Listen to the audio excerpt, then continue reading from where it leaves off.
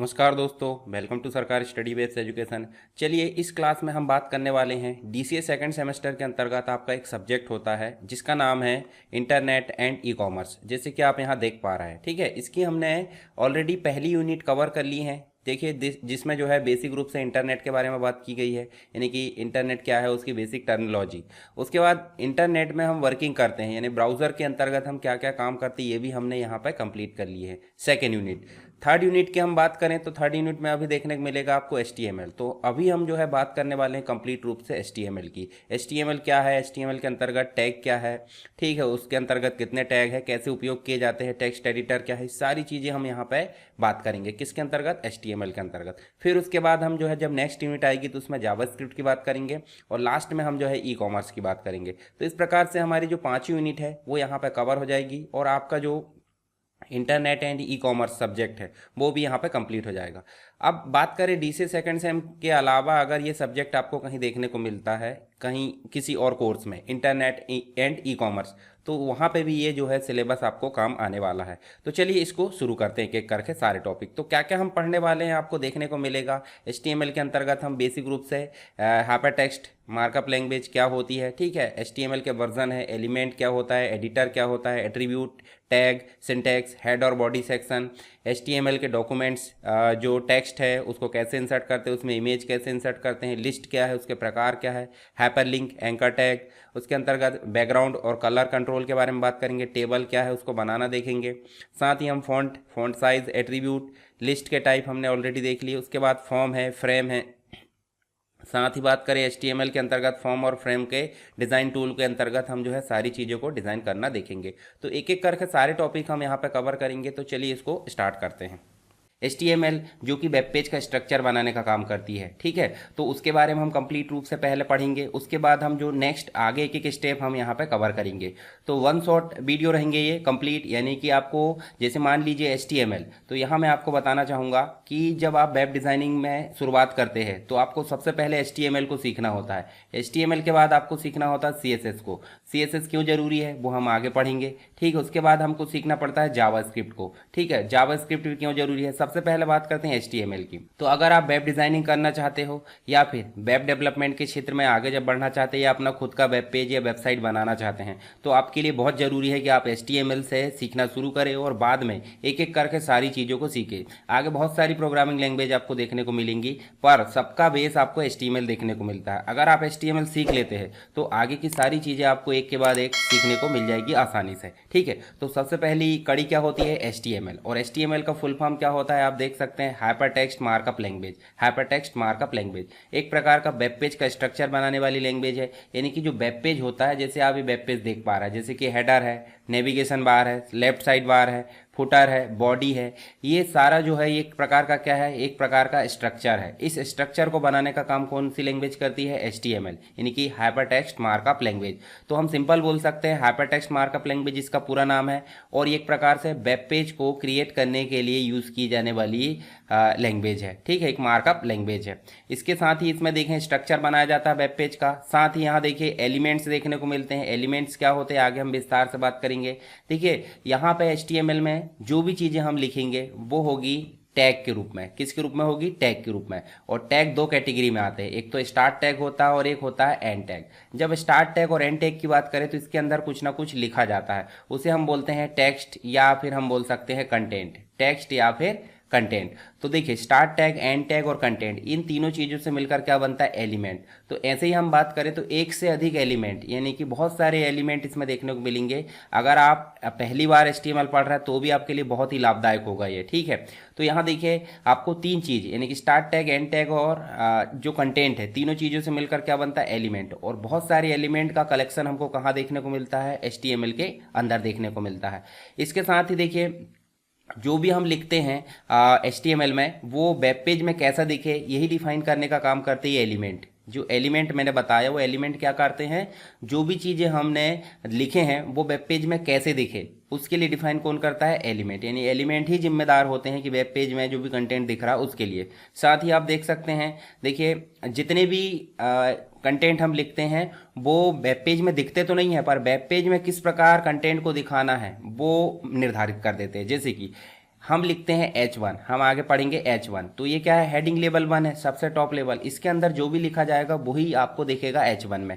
हालांकि ये वाली चीज़ें आपको डिस्प्ले में नहीं दिखेगी ब्राउज़र के अंदर। आपको पता है जब भी हम कोई वेबसाइट को रन करते हैं तो वो हमेशा ब्राउज़र में रन होती है। कहाँ पर रन होती है, ब्राउज़र में। वेब ब्राउज़र एक प्रकार का एप्लीकेशन सॉफ्टवेयर होता है, जैसे कि गूगल क्रोम है, मोजिला फायरफॉक्स है, ठीक है, इंटरनेट एक्सप्लोरर है, माइक्रोसॉफ्ट एज है, ये सब क्या है, वेब ब्राउज़र है। तो इनमें आपको देखने को मिलेगी जो वेबसाइट है या वेब सर्वर, मतलब जो वेब पेज है या कोई भी चीज़ हम इस प्रकार से बनाते हैं जो सर्वर से रिलेटेड होती है, वो आपकी ब्राउज़र में ही रन होती है। और कोडिंग कहाँ की जाएगी, जो भी HTML के टैग लिखे जाएंगे वो टेक्स्ट एडिटर या फिर HTML एडिटर में लिखे जाएंगे। What you see is what you get type के जो भी HTML एडिटर होते हैं उसके अंतर्गत हम जो है HTML के कोड को लिखते हैं। तो चलिए हम बात करते हैं बेसिक रूप से HTML के बारे में मैंने बताया।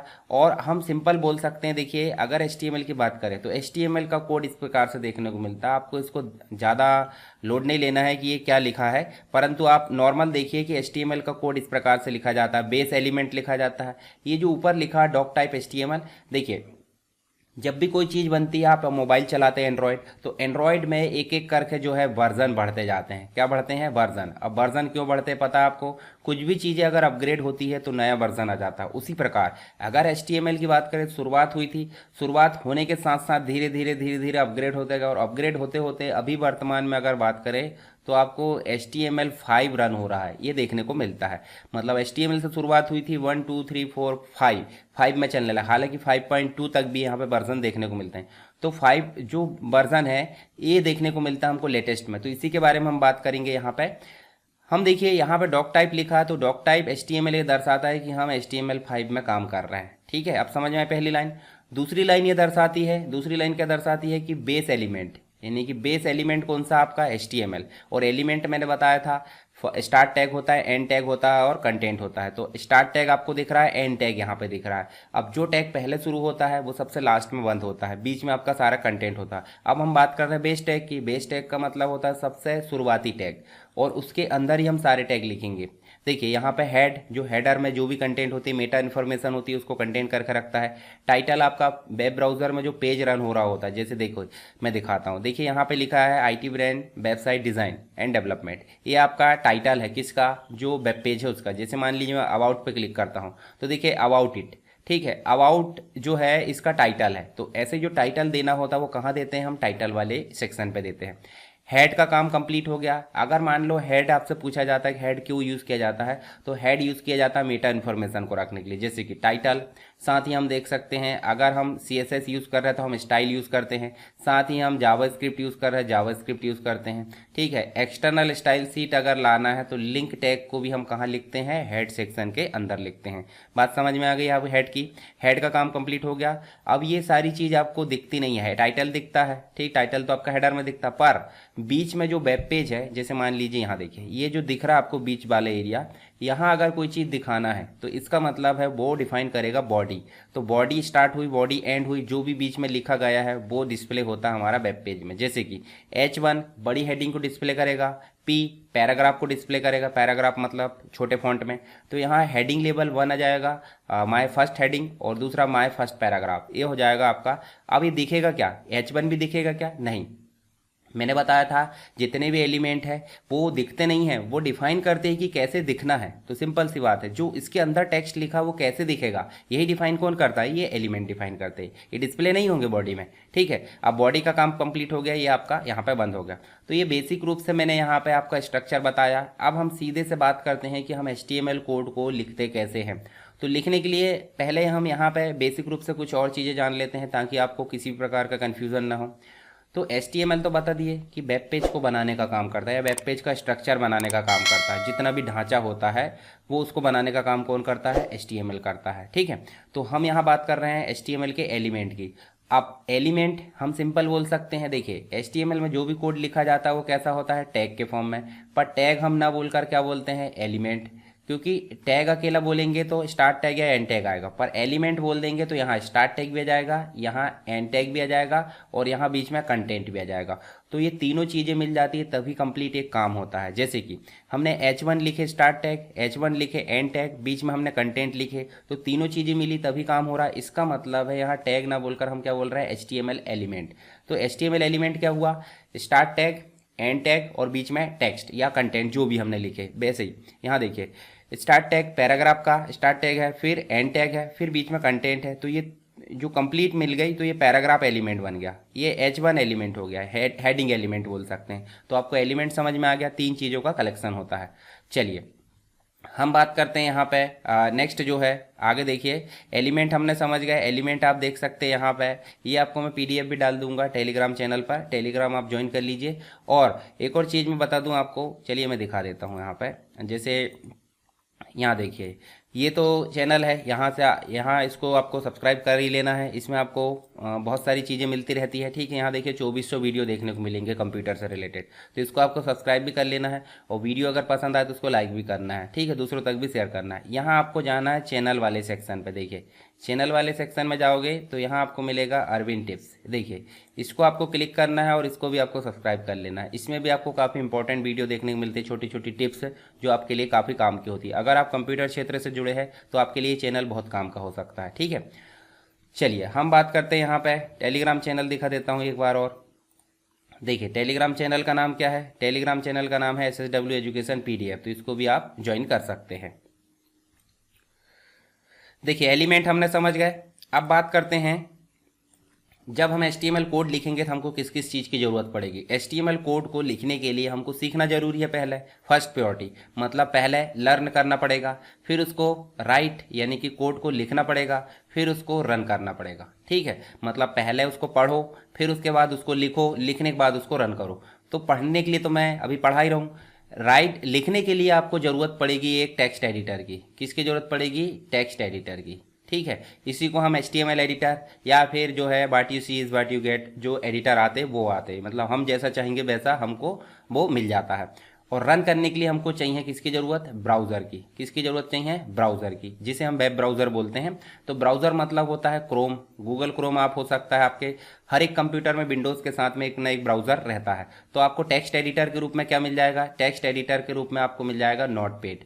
नोटपैड के बाद आ जाते हैं नोटपैड प्लस प्लस, ठीक है। अब मैं आपको और कुछ एक्स्ट्रा भी बताऊंगा, जैसे कि आप अपने लैपटॉप में यूज़ कर रहे हैं तो आपको सबलाइम टेक्स्ट एडिटर यूज़ करना चाहिए, पर शुरुआत में आपको नोटपैड यूज़ करना है। फिर आपको VS कोड के बारे में बताऊंगा, बेसिक, हालांकि इनकी सबके ट्यूटोरियल अलग अलग मैं ला दूंगा छोटे छोटे, ठीक है, ताकि आपको अलग से वो देखने को मिलेंगे इसी चैनल पे, ये चैनल या अरविंद टिप्स वाले में, तो आपको देखने को मिलेगा।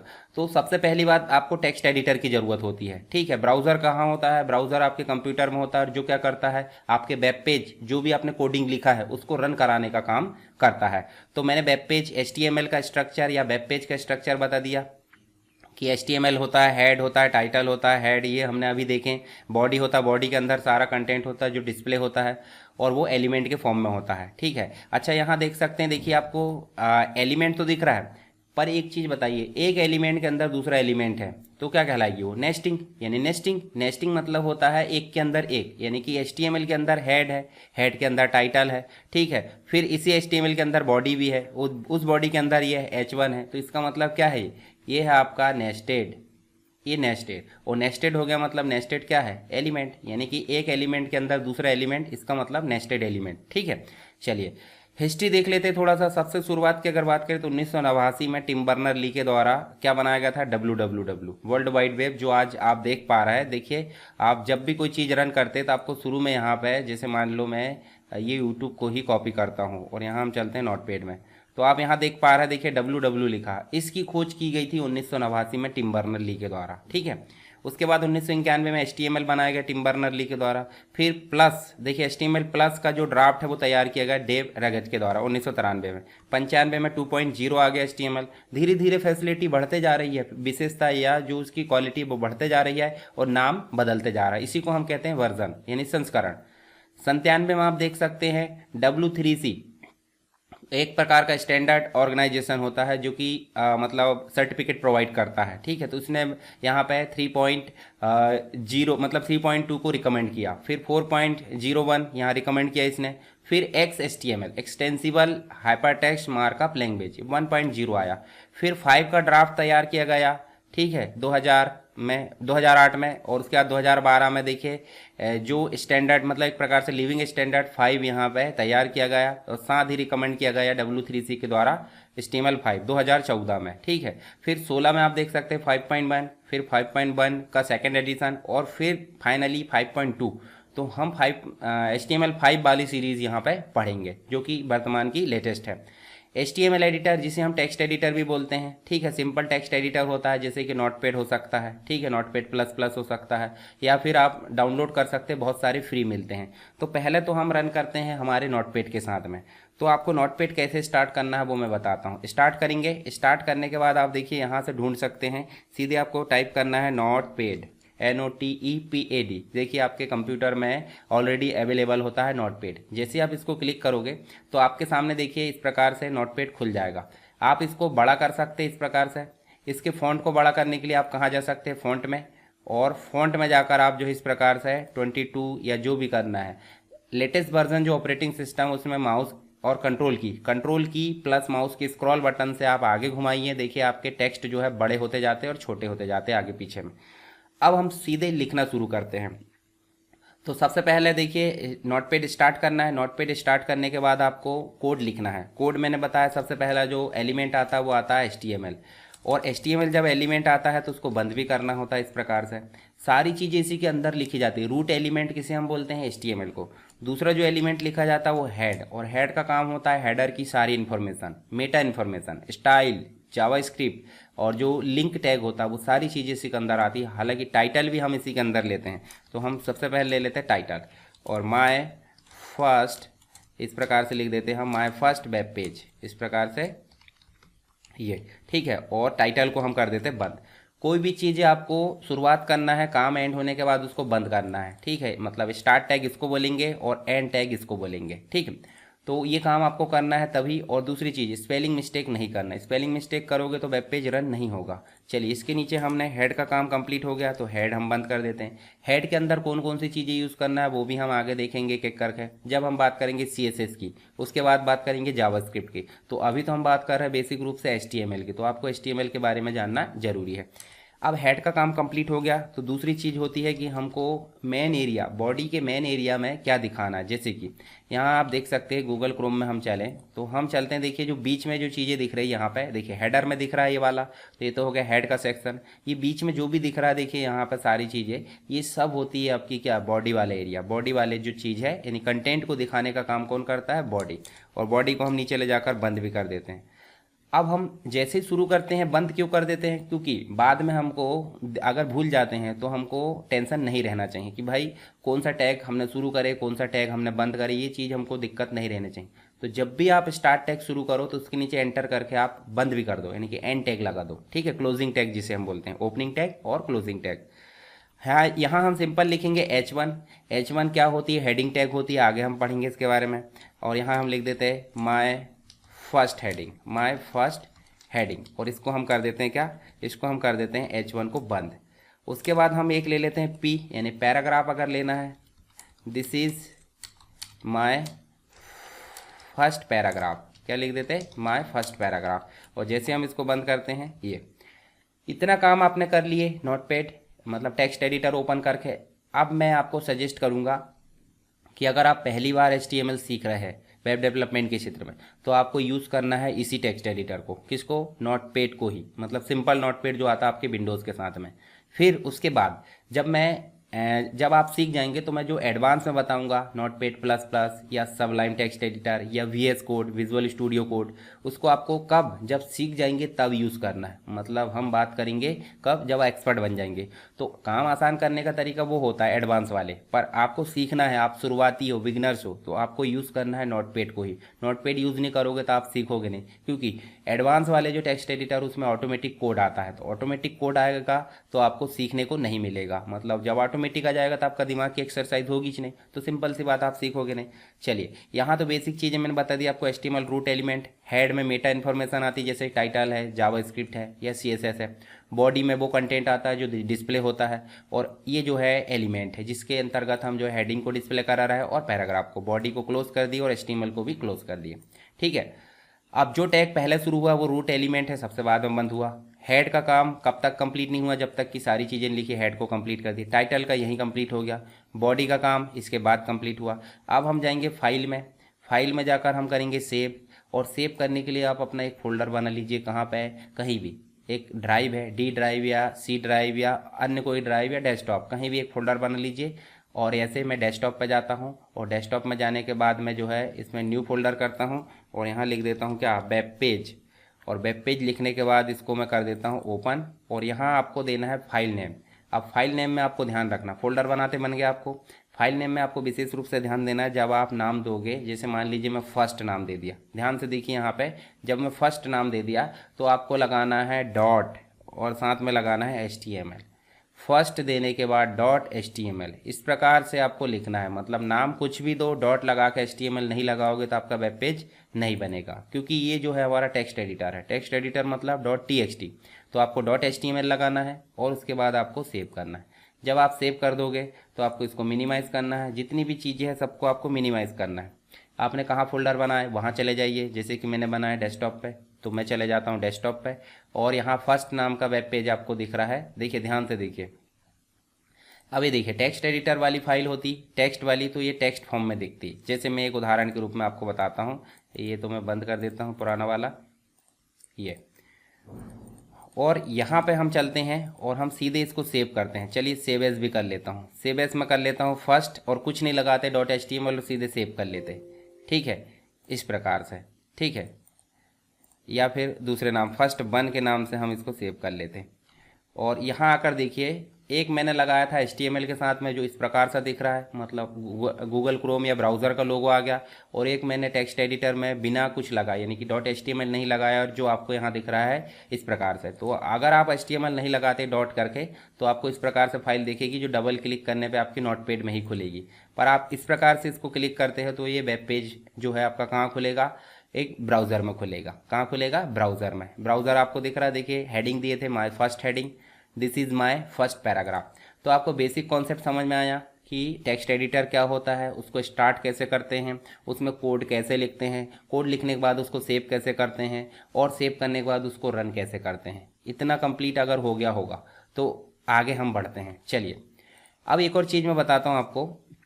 मान लो ये आप बंद कर देते हो, और ये नोटपैड भी बंद कर देते हो, आप दूसरे दिन आते हो, कंप्यूटर चालू करते हैं, यहाँ पे जाते हो, और आपको अगर ये वेब पेज को रन करना है तो सीधे आपने कर ली, कोई दिक्कत नहीं। पर मान लो आपको इसका कोड देखना है, तो कोड देखने के लिए आपको 2-3 तरीके हैं। कौन कौन से, जैसे कि इसके ऊपर राइट क्लिक करके आप देखिए यहाँ व्यू पेज सोर्स दिख रहा है, व्यू पेज सोर्स, इसको आप क्लिक करोगे तो आपको देखिए यहाँ पेज सोर्स दिख जाएगा। पर आप इसको एडिट नहीं कर पाओगे, ध्यान रखना, इसको आप एडिट नहीं कर पाओगे। तो चलिए दूसरी चीज़ दिखाता हूँ, एक और, इंस्पेक्ट। देखिए नीचे लास्ट में दिख रहा है इंस्पेक्ट, राइट क्लिक करोगे इंस्पेक्ट, तो देखिए आपको यहाँ पे देखिए टैग दिख रहा है। टैग में भी आपको देखिए जिस टैग में ले जाओगे उस टैग के कंटेंट आपको दिख रहा है। जैसे मान लीजिए आपको देखिए बॉडी, तो बॉडी कंप्लीट है। ठीक है, H1 आपका इतना है, P आपका कितना है, सारी चीज़ें आपको दिख रही है यहाँ पे। ठीक है, अब स्टाइल यूज़ करेंगे, स्टाइल भी दिखेगी। इसको हम बंद कर देते हैं। ठीक है, चलिए इसको बंद कर दिए। तो आपको समझ में आया पेज का सोर्स कैसे देखेंगे। View page source, right click करेंगे, कहीं भी कोई भी ब्राउज़र में जाओ, व्यू पेज सोर्स या इंस्पेक्ट, दोनों तरीके से हम देख सकते हैं। पर मान लो आपको इसमें एडिटिंग करना है, तो आप इसके ऊपर राइट क्लिक करेंगे, और राइट क्लिक करने के ओपन विथ में जाओगे तो यहाँ पे आपको जो टेक्स्ट एडिटर है नोटपैड, उसकी लिस्ट दिखेगी।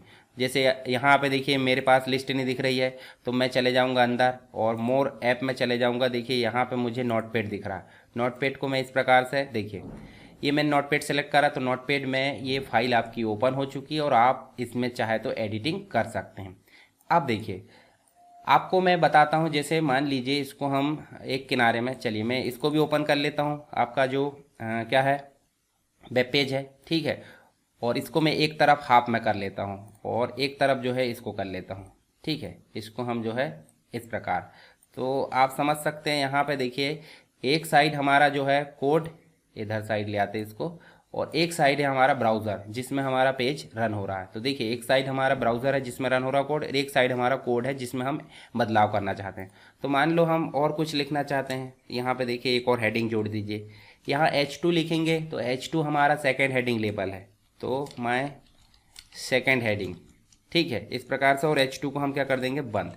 जब हम इसको बदलाव करते हैं और बदलाव करने के बाद जाएंगे तो सेव करेंगे, सेव करने के बाद आप जाओगे कहाँ पे, यहाँ पे जो आपका वेब पेज है, और वेब पेज में एक रिफ्रेश की बटन होगी या कीवर्ड्स है, फंक्शन की F5 प्रेस करना है, ठीक है। तो या तो आप रिफ्रेश कर दो, तो रिफ्रेश करोगे देखिए जो भी बदलाव हुआ था वो चेंज होकर आ चुका है, ठीक है। पर ध्यान रखना जो हम एडिटिंग कर रहे हैं वही पेज खुला होना चाहिए। पता चल रहा है आपने दूसरा पेज खोल लिया और आप रिफ्रेश करके थक जा रहे हो, आपका रिफ्रेश नहीं होगा। तो आप ध्यान रखना, देखिए हमने क्या लगा है माय फर्स्ट वेब पेज, तो my first web page he run हो रहा है।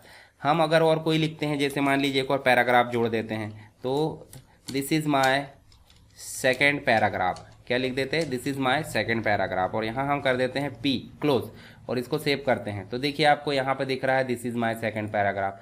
तो आपको बेसिक कॉन्सेप्ट समझ में आया कि टेक्स्ट एडिटर स्टार्ट कैसे करते हैं, कोड कैसे लिखते हैं, सेव कैसे करते हैं, फिर इसे फोल्डर बनाते हैं, रन कैसे करते हैं, अगर बंद है सारी फाइल तो ओपन कैसे करते हैं, ठीक है, उसका कोड कैसे देखते हैं, कोड देखने के साथ साथ उसमें एडिटिंग करना तो उसको नोटपैड में कैसे स्टार्ट करते हैं, और बदलाव करने के बाद उसको चेंज कैसे होता है, रिफ्रेश कैसे करते हैं, ये बेसिक चीज़ें हमने जान ली। चलिए मैं कुछ और चीज़ें बताता हूँ आपको। तो नोटपैड ओपन करना बन गया, कोड लिखना बन गया, सेव करना बन गया, आपसे रन करना बन गया। उसके बाद आपको देखिए मैं दिखाता हूँ हेडिंग। चलिए अब शुरुआत होती है हमारी कहानी HTML को जो है टैग को पढ़ने की, यानी कि एलिमेंट को हम एक एक करके यहाँ कंप्लीट करते हैं और एक जो है स्ट्रक्चर तैयार करेंगे, किसका, वेब पेज का। चलिए HTML हेडिंग, HTML हेडिंग का मतलब क्या होता है, पहला जो एलिमेंट है, पहला जो टैग है आपके HTML हेडिंग है। तो हम सिंपल यहाँ पे क्या करेंगे, HTML हेडिंग को रन करेंगे। तो मैं यहाँ पे देखिए आपको क्या करता हूँ, इन सभी चीज़ों को यहाँ नीचे पैराग्राफ को हटा देता हूँ, ठीक है। तो हेडिंग जो है आपकी कहाँ से कहाँ तक होती है, हेडिंग आपकी H1 से लेकर H2, H3, H4, H3 के बाद H4, H5 और H6 तक जाती है। मतलब हेडिंग लेवल कितने हैं, 6। तो आपको 2 तो लिख दिया मैंने, आप ऐसे तीसरी लिख सकते हो, और यहाँ पे इस प्रकार कुछ भी टैग देंगे, मतलब टेक्स्ट देंगे तो वो रन हो जाएगा। उसी प्रकार आप जो है क्या लिख सकते हैं, H4 है ना, ऐसा लिख देंगे अपन, तो हेडिंग 4 इस पर देकर, और उसी प्रकार आप जो है इसको स्पेस दे दीजिए, और यहाँ पे जो है H4 को बंद कर दो। उसी प्रकार H5, ठीक है, और H5 लिखेंगे तो अपन हेडिंग 5 लिख सकते हैं, और इसको हम जो है H5 को बंद कर दो। उसके बाद हम लिखेंगे क्या, H6 है, H6 लिखो, और यहाँ हम लिख देते हैं हेडिंग 6। उसके बाद इसको क्या कर दो आप, बंद, H6 को बंद। अगर हम 7 लेते हैं तो वो हेडिंग नहीं कहलाएगी। अब देखिए यहाँ पे हमने इसको सेव करे, और सेव करने के जो हमारा ब्राउज़र वहाँ जाकर रिफ्रेश करे, तो देखिए सबसे बड़ी हेडिंग बड़े, अब जितना लेवल देखिए H1 था, H1 मतलब सबसे छोटा है पर हेडिंग बड़ी है। अगर H6 ये बड़ा है परंतु हेडिंग छोटी है। तो आप जैसे जैसे नंबर बढ़ाते जाएंगे तो हेडिंग लेवल घटते जाएगा, और जैसे जैसे नंबर घटाते जाएंगे हेडिंग लेवल बढ़ते जाएगा। तो जब भी कभी आपको टाइटल देना है, हेडिंग, सब हेडिंग, इस प्रकार की कोई चीज़ देना है HTML के अंतर्गत, तो आपको क्या यूज़ करना है, H1 से लेकर H6 तक अपनी रिक्वायरमेंट के अनुसार आपको यूज़ करना है। समझ में आ गई हेडिंग। चलिए आगे चलते हैं, आपको क्या देखने को मिलता है, नेक्स्ट जो टैग है वो देखने को मिलता है पैराग्राफ टैग। तो पैराग्राफ टैग आपका होता है, अभी बताया था मैंने, जो भी आपको पैराग्राफ या कंटेंट लिखना है उसके लिए आप पैराग्राफ टैग का यूज़ कर सकते हैं। चलिए यहीं पे मैं दिखाता हूँ। जैसे मान लो आपको P लगाया, आपने P लगाए, दिस इज़ फर्स्ट पैराग्राफ, ठीक है, यूजिंग P टैग, यूजिंग, यहाँ पे लिख दिया हमने P टैग, और P को हम कर देते हैं क्लोज, इस प्रकार। अब इसको सेव करें, और सेव करके आपको ब्राउज़र में जाकर रिफ्रेश करना, तो देखिए first paragraph using P tag इस प्रकार से आ गया है। अब इसके बहुत सारे जो है एट्रीब्यूट भी होते हैं।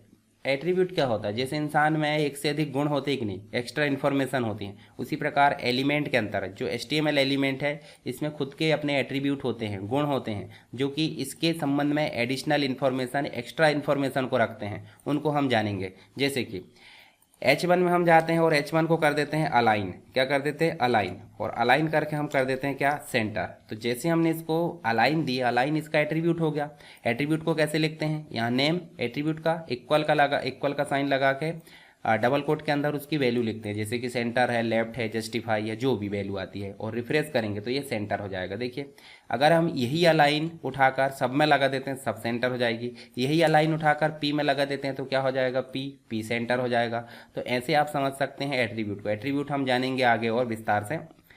अब बात करते हैं किसकी, लिंक की। लिंक क्या होता है, देखिए एट्रीब्यूट मतलब समझ गए आप, एक्स्ट्रा इन्फॉर्मेशन। अब हम लिंक जानेंगे, और लिंक कितने तरीके से यूज़ होती है, देखिए यहाँ मैं दिखाता हूँ। जो लिंक है, लिंक को बोलते हैं हम हाइपर लिंक। क्या बोलते हैं, हाइपर लिंक बोलते हैं। हाइपर लिंक कितने प्रकार से यूज़ होती है, 4 प्रकार से। एक तो हम वेब पेज को क्या कर सकते हैं, वेब पेज को लिंक कर सकते हैं। दूसरा हम किसको लिंक कर सकते हैं, वेबसाइट को लिंक कर सकते हैं। तीसरा हम कोई इमेज को, किसको, इमेज को लिंक कर सकते हैं। चौथा हम जो है बुकमार्क क्रिएट कर सकते हैं। क्या क्रिएट कर सकते हैं, बुकमार्क। तो 4 प्रकार से। और नेक्स्ट चीज़ें, ये जो है आपकी लिंक जो है टेक्स्ट पे भी हो सकती है और साथ में इमेज पे भी हो सकती है। मतलब हम किसी इमेज पर क्लिक करें तो हम कहीं दूसरी जगह पहुंच जाएंगे, टेक्स्ट पर क्लिक करें तो भी हम कहीं दूसरी जगह पहुंच जाएंगे।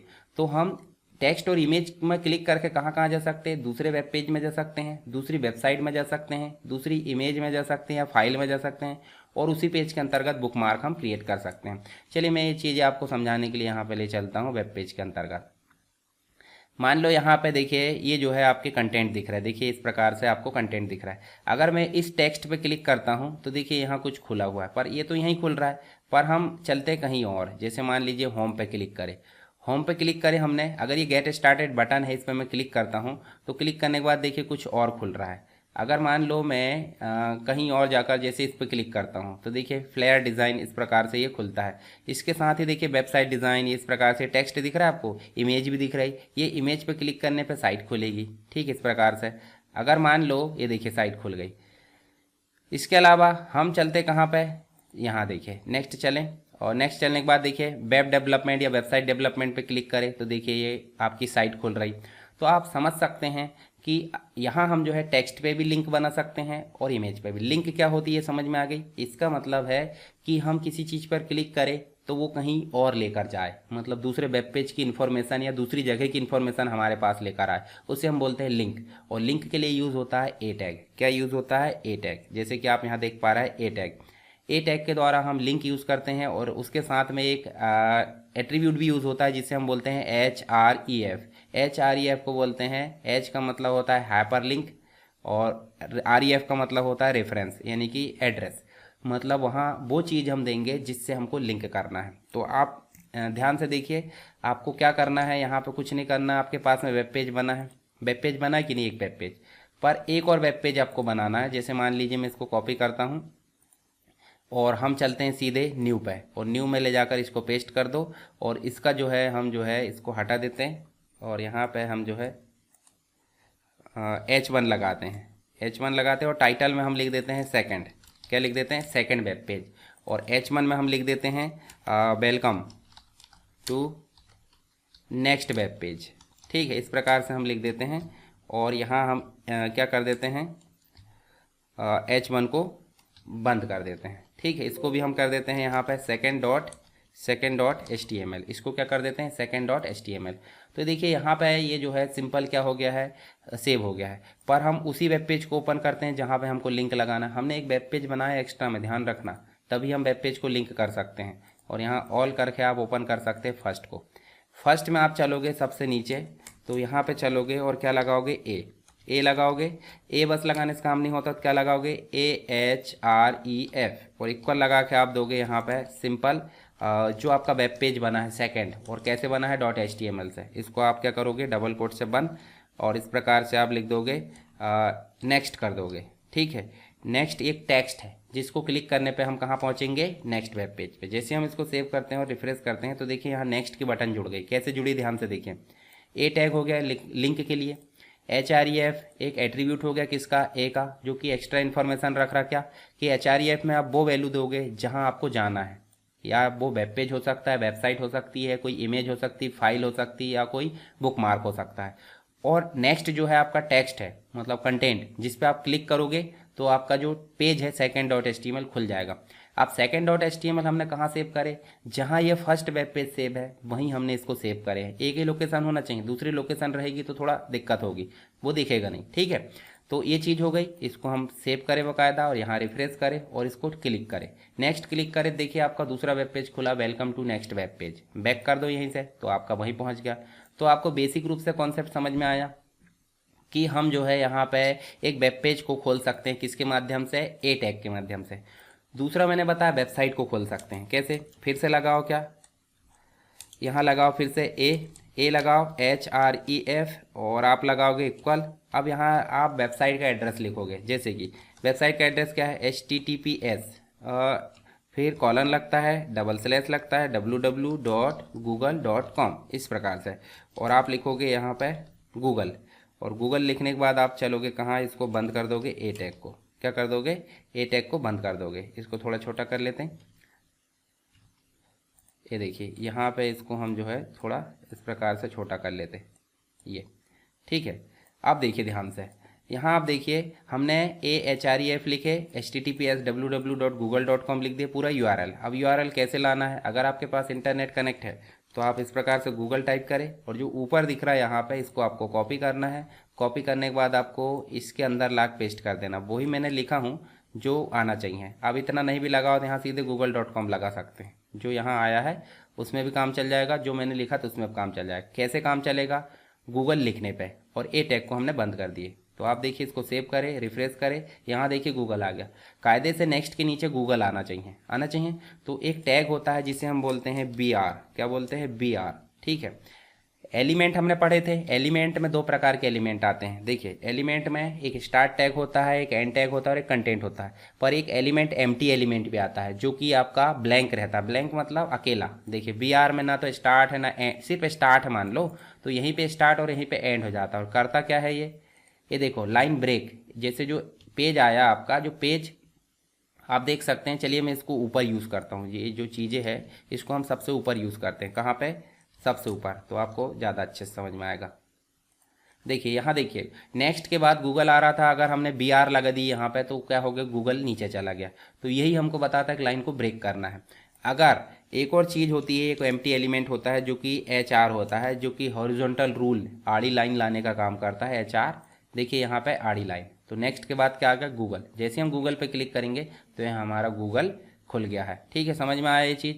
आपका गूगल यहाँ पे खुल चुका है। चलिए हम गूगल के बाद हम वापस कर सकते हैं। नेक्स्ट क्लिक करें तो आपका दूसरा पेज खुल रहा है। ठीक है, यहाँ क्लिक करें गूगल तो एक वेबसाइट खुल रही है आपकी। ठीक है, इसी के अलावा आप दूसरी वेबसाइट का एड्रेस भी दे सकते हैं। यहाँ पे जहाँ हमने गूगल का एड्रेस दिए वहाँ दूसरी वेबसाइट का एड्रेस भी दे सकते हैं। इसके अलावा हम चाहें तो जो ये चीज़ें लिखी है ये वाली, हम यहाँ सिंपल लिखते हैं, क्या, HREF इक्वल लगाए, यहाँ कोई फाइल का एड्रेस दे सकते हैं। मान लो हम अभी सिंपल हैश दे देते हैं, वो बंद कर देते हैं। यहाँ हम कर देते हैं डाउनलोड, क्या कर देते हैं, डाउनलोड, और ए को हम बंद कर देते हैं। जब हम इसको सेव करेंगे, रिफ्रेश करेंगे, गूगल के साइड में आ गया। तो इसके लिए क्या लगाते थे, BR, ये BR लगाए। BR लगाए तो देखिए नीचे चला गया। BR के नीचे हम HR भी लगा सकते हैं। नीचे न लगा के साइड में लगाओगे तो भी काम चलेगा। देखिए डाउनलोड पे क्लिक कर रहे तो कुछ हो रहा, क्या नहीं हो रहा? क्यों नहीं हो रहा? क्योंकि आप ध्यान से देखिए, यहाँ हमने कुछ नहीं दिया, सिर्फ हैश दे दिया ब्लैंक। तो हम यहाँ एक फाइल ले आते हैं। फाइल कहाँ ले आते हैं? ध्यान देना है, जहाँ हमने फोल्डर बनाए, जहाँ हमारे वेब पेज सेव हो रहा है, वहाँ एक फाइल होना चाहिए। फाइल कौन सी होना चाहिए? मान लो ये ABC है। ठीक है, ABC है, या फिर हम चलते हैं यहाँ पे, ये पोस्ट वाली जो पिक्चर है, ये वाली, ये पिक्चर को हम कॉपी करते हैं। कॉपी करके हमारा जो पेज है, मतलब जो हमारा वेब पेज है, वेब पेज के अंदर हम करते हैं पेस्ट। ये देखिए वेब पेज के अंदर हमने पोस्ट है, और इसका जो टाइप है, प्रॉपर्टी में जाकर देखोगे तो इसका टाइप आपको देखने को मिलेगा JPG आपको टाइप देखने को मिलेगा। तो इसको आप बंद कर दीजिए और यहाँ जाइए सीधे, और आपको लिखना है post2.jpg। क्या लिखना है? post2.jpg, और आपको रन करना है। ठीक है, देखिए डाउनलोड करें, देखिए ये फाइल, मतलब जो आपकी इमेज फाइल है वो डाउनलोड हो गई। इसी प्रकार आप डॉक्यूमेंट फाइल दे सकते हैं। कैसे दोगे? चलिए दिखाता हूँ। ये देखिए यहाँ पे अगर बात करें तो ये फाइल को मैं कॉपी करता हूँ, और कॉपी करके हमारे वेब पेज वाले फोल्डर में ले जा देता हूँ। और इसका एक्सटेंशन देखेंगे, प्रॉपर्टी में जाकर राइट क्लिक करके, तो mppsc.docx इसका एक्सटेंशन है, ध्यान रखिए। और यहाँ हम देते हैं mppsc.docx। इस प्रकार सेव करें, और आपको करना है यहाँ जाकर बैक करेंगे, रिफ्रेश, और रिफ्रेश करोगे तो देखिए आपकी फ़ाइल डाउनलोड हो चुकी है। देखिए यहाँ पे, तो आप यहाँ से फाइल भी डाउनलोड कर सकते हैं, इमेज भी डाउनलोड कर सकते हैं, दूसरी वेबसाइट में लिंक कर सकते हैं, साथ ही साथ आप दूसरे अपने ही फोल्डर के वेब पेज को लिंक कर सकते हैं। तो अगर आप एक HTML को सीख जाते कंप्लीट, तो सारे टैग के लिए एक इंडेक्स बना दीजिए, मेन जहाँ पे आपको HTML के सारे कंटेंट देखने को मिलेंगे, मतलब टैग के रूप में या टॉपिक के रूप में। उस पर क्लिक करें तो अलग अलग वेब पेज खुलना चाहिए उनके। तो कैसे बनाना है देखिए, यहाँ दिखाता हूँ मैं दिखाता हूँ। जब आपको मैंने नोट्स कैसे बनाना है एक वीडियो बनाया, उस वीडियो को आप ज़रूर देखिए। मैं दिखा देता हूँ। उस वीडियो को ज़रूर क्यों देखना है, क्योंकि आप जो है जब भी कोई चीज़ पढ़ते हो तो आप उसको पढ़ने के बाद 2 4 10 दिन हुए, 1 महीना, वो भूल जाते हो। तो आपको नोट्स कैसे बनाए ये वीडियो देखना ज़रूरी है। देखिए यहीं पे मिल जाएगा आपको हाउ टू क्रिएट नोट्स। तो इसको आपको देख लेना, और इसको देखने के बाद आप शॉर्ट नोट्स, मतलब HTML को आप 2 3 4 पेज में कंप्लीट कर सकते हो। ठीक है, ऐसी नोट्स बनाना है। चलिए यहाँ पे चलते हैं।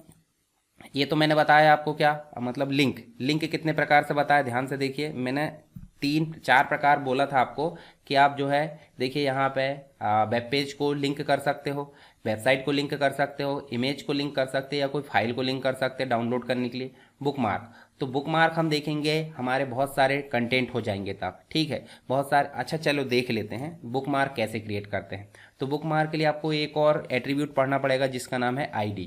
तो जी यहाँ देखिए मैं कुछ टेक्स्ट लेकर आ जाता हूँ, रेडीमेड टेक्स्ट, ताकि आपको। अच्छा, बुकमार्क की ज़रूरत क्यों पड़ती है आपको पता होना चाहिए। जब आपका पेज बहुत बड़ा हो, मतलब 50 पेज 100 पेज का जो आपका वेब पेज है, तो आप उसी वेब पेज में चाहते हो कि उसमें मेन टॉपिक पर क्लिक करें और पेज कहीं और पहुंच जाए टॉपिक पर। तो उसी के लिए हम बनाते हैं बुकमार्क। चलिए यहाँ पे बनाकर देखते हैं। तो बुकमार्क बनाने के लिए यहीं पे हम चलते हैं। यहाँ बुकमार्क में चलिए जो है मैं पहला जो डॉक्यूमेंट है इसमें से सारी चीज़ों को हटा देता हूँ। सारी चीज़ों क्यों हटा देते हैं, क्योंकि हमको यहाँ पे क्या देखना है, मतलब अनावश्यक चीज़ें नहीं दिखना चाहिए। तो हम सीधे चलते हैं और यहाँ हम लिख देते हैं क्या, हम लिख देते हैं जैसे मान लीजिए H3 में हम लिख देते हैं कंप्यूटर से रिलेटेड इन्फॉर्मेशन। क्या लिख देते हैं, कंप्यूटर से रिलेटेड इन्फॉर्मेशन। ये हो गई H3 में, और ये कंप्यूटर से रिलेटेड हमारी इन्फॉर्मेशन हो गई। फिर उसके अलावा हम जो है यहाँ लिख देते हैं कंप्यूटर के कितने पार्ट होते हैं, आपके हार्डवेयर होते हैं, सॉफ्टवेयर होते हैं। तो आप उसको H4 में लिख दीजिए। किस में लिख दीजिए, H4 में। ठीक है, सिर्फ हेडिंग यूज़ करना है, ध्यान से देखिए। चलिए यहाँ H4 में हम लिख देते हैं हार्डवेयर के बारे में इन्फॉर्मेशन। ठीक है, और H4 को आप कर दो क्लोज। क्या कर दो, क्लोज। और यहाँ पे आप इसको टेक्स्ट को रख दीजिए। टेक्स्ट हार्डवेयर से रिलेटेड है ऐसा मान सकते हैं, हो भी सकता है। ठीक है, दूसरा जो है आपका H4 में सॉफ्टवेयर है। क्या है, सॉफ्टवेयर, और इसको भी आप कर दो बंद। ठीक है, ये आपका टेक्स्ट हो गया। तो जब आप इसको रन करोगे तो आप देख रहे हैं, ध्यान से यहाँ देखिए, आपको बहुत स्क्रॉल करना पड़ रहा है। कंप्यूटर के लिए अलग, हार्डवेयर के लिए अलग, और सॉफ्टवेयर के लिए अलग। ठीक है, और सबसे ऊपर लग देंगे आप एक पैराग्राफ। यहाँ लिख दोगे क्या, ओवरव्यू। H3 में ही आप दे दोगे क्या, H3 में आप दे दो ओवरव्यू। ठीक है, और इसको H3 को आप क्लोज कर दो और यहाँ एंटर कर दो। देखिए सबसे पहले मिलेगा ओवरव्यू, फिर मिलेगा कंप्यूटर, फिर मिलेगा हार्डवेयर, फिर मिलेगा सॉफ्टवेयर। तो इतनी चीज़ें आपको स्क्रॉल करना पड़ रही नहीं। तो हम क्या चाहते हैं कि सबसे ऊपर एक इंडेक्स बना दें जिसमें लिखा रहे कंप्यूटर, हार्डवेयर, सॉफ्टवेयर। तो सीधे कंप्यूटर पर क्लिक करें, कंप्यूटर वाला टॉपिक खुल जाए, और हार्डवेयर पर क्लिक करें तो हार्डवेयर वाला टॉपिक खुल जाए। तो उसके लिए हमको सबसे ऊपर क्या बनाना पड़ेगा, एक इंडेक्स। और इंडेक्स में आप क्या कर दो भाई, नॉर्मल आप जो है H1 लिख सकते हैं। ठीक है, तो हम तो पहले A लगाएंगे। A लगा के HREF, और हम इक्वल लगा के यहाँ पे कर देते अभी नॉर्मल पैक, और यहाँ लिख देते क्या, कंप्यूटर। ये देखिए यहाँ लिख देते कंप्यूटर, और इसको हम कर देते हैं बंद। किसको, जो A है उसको। ये देखिए, ठीक है। इसको जब सेव करोगे तो यहाँ ऊपर कंप्यूटर आ गया है, परंतु एक बात बताइए मुझे, इसको क्लिक कर रहे हैं तो कुछ हो रहा है क्या, कुछ नहीं हो रहा। क्यों, क्योंकि इसके अंदर हमने कुछ नहीं दिया अभी। ठीक है, इसी के जैसे हम चाहें तो हार्डवेयर सॉफ्टवेयर दोनों लिख सकते हैं। ठीक है, यहाँ लिख दो क्या, हार्डवेयर। ठीक है, और यहाँ लिख दो क्या, सॉफ्टवेयर। इतनी चीज़ें तो हमने पहले भी देख ली हैं, देख लिए बिल्कुल। तो यहाँ आपको क्या लिखना है, उसका एड्रेस लिखना है जहाँ कंप्यूटर में पहुँच जाए। तो आपको क्या करना पड़ेगा, सबसे पहले आपको जाना है कंप्यूटर वाली हेडिंग में। कंप्यूटर वाली हेडिंग में एक एट्रीब्यूट होता है जिसका नाम है ID। क्या होता है, ID। और ID नाम लिखे, इक्वल लगाए, डबल कोट के अंदर आपको लिखना है क्या, कंप्यूटर क्या है, इसका नाम है मान लो अपन ने लिख दिया इसका नाम कंप्यूटर ही है। क्या नाम है इसका, कंप्यूटर। ठीक है, इसका नाम क्या है, कंप्यूटर। और हार्डवेयर वाली जो हेडिंग है उसको अपन देखिए यहाँ पे कर देते हैं ID को लगा इक्वल, और यहाँ लिख दी इसको, इसका नाम कर दिया हार्डवेयर। ठीक है, उसके अलावा आप जब यहाँ जाओगे सॉफ्टवेयर में भी आप लगाओगे आईडी लगाने के बाद इक्वल लगाओगे और यहाँ लिख दोगे क्या, सॉफ्टवेयर। क्या लिख दोगे, सॉफ्टवेयर। तो देखिए हमने क्या करे, हर एक को नाम दे दिए। आईडी क्या होती है, आईडी का मतलब जैसे आपके आधार कार्ड है उसमें आईडी आपकी देखने को मिल रही है, ठीक है। तो जो नंबर होता है वो आपका सेपरेट अकेले का होता है। उसी प्रकार हमने H4 जो है, H4 को नाम नहीं दिए हैं, ये जो कंप्लीट एलिमेंट है इसको नाम दिए। H4 दूसरा भी हो सकता है, परंतु हमने किसको नाम दिए, इस हेडिंग को नाम दिए हैं कि ये आईडी इसकी क्या है, सॉफ्टवेयर है। सॉफ्टवेयर जब भी बोलेंगे तो यही पहचाना जाएगा। अगर हार्डवेयर बोलेंगे तो हार्डवेयर बोलेंगे तो ये पहचानेगा, कंप्यूटर बोलेंगे तो ये पहचानेगा। तो ऐसे ही हमको जो HREF है ऊपर हमने जो लगाया है वहाँ पे हमको लिखना है कंप्यूटर, ठीक है। यहाँ लिखना है क्या, हार्डवेयर, और यहाँ लिखना है आपको सॉफ्टवेयर। जब आप ये सिंपल लिखोगे तो काम नहीं करेगा, तो आपको सिंपल क्या करना है, इसके सामने हैज़ का निशान लगाना। क्या लगाना है, हैज़। ये देखिए हैज़ लगाए। जब आप कंप्यूटर के सामने हैज़ लगाओगे तो ये कंप्लीट जो है हाइपरलिंक हो जाएगा, किससे, ये कंप्यूटर से। और जब आप क्लिक करोगे तो उस जगह पे पहुंच जाएगा। हार्डवेयर भी वैसे ही और सॉफ्टवेयर भी वैसे ही। तो हम सेव करेंगे और इसको रिफ्रेश करेंगे। जैसे रिफ्रेश करें देखो तीनों चीज़ें जो हो गई आपकी जुड़ गई। अब इनके साइड में BR रहना चाहिए, ठीक है। ये देखिए इसके साइड में भी BR क्या होता है, लाइन ब्रेक करने का काम करता है। जैसे हमने रिफ्रेश करे देखिए कंप्यूटर में पहुँच गए, फिर आप ऊपर जाओ देखिए हार्डवेयर में पहुंच गए, फिर आप ऊपर जाओ देखिए सॉफ्टवेयर में पहुंच गए। तो ये चीज़ क्लियर हुई कि नहीं। आप देखिए मैंने लिंक को आपको कितने तरीके से बताया, 4 तरीके से। अब ये काम हम इमेज के माध्यम से भी कर सकते हैं। जैसे मान लो आप, चलिए मैं एक इमेज लेकर आता हूँ यहाँ पे, गूगल का लोगो ले आते हैं। क्या ले आते हैं, गूगल का लोगो ले आते हैं। यहाँ से आप इमेज में चलो, इमेज डाउनलोड करना आपसे बनती होगी। जैसे मान लो मैं ये लोगो लेकर आता हूँ, ये लोगो को मैं कॉपी कर लेता हूँ और कॉपी करने की जगह इसको मैं सेव कर लेता हूँ। देखिए राइट क्लिक करें, सेव करें, और कहाँ सेव करना, डेस्कटॉप पे, उसी फोल्डर में सेव करना जहाँ आपके वेब पेज है, ठीक है। अच्छा ये आपकी फाइल इनवैलिड है, या फिर इसको कर लेते हैं नॉर्मल, इसको कर लीजिए। राइट क्लिक करें, सेव करें। सेव करने के बाद आप कहाँ जाओ, डेस्कटॉप पे, उसी फोल्डर में। चलिए मैं इसको अलग तरीके से सेव करता हूँ। ये इसको क्लिक करें, इसको राइट क्लिक करें, आपको सेव करना है। सेव करने के बाद आपको उसी फोल्डर में जाना है। इसका नाम रख देते हैं गूगल, और .jpg ऑटोमेटिक यहाँ देखने को मिल रहा है। तो चलिए अब मैं आपको दिखाता हूँ इमेज लाना। क्या दिखाता हूँ, इमेज लाना। तो इमेज लाने के लिए आपको जो टैग होता है वो होता है IMG। क्या होता है, IMG। और उसका एक अलग एट्रीब्यूट होता है जिसे बोलते हैं SRC मतलब सोर्स। जो इमेज है उसका सोर्स क्या होगा, तो हमने फोल्डर में ही google.jpg नाम से सेव करे, तो इक्वल लगाएंगे और यहाँ पे लिख देंगे हम google.jpg। क्या लिख देंगे, google.jpg। सिंपल हम जो है, अच्छा ये इसमें नॉर्मल ये टैग होता है, बंद वाला कुछ नहीं, यहाँ पे ऑटोमेटिक इतना कंप्लीट हो जाता है।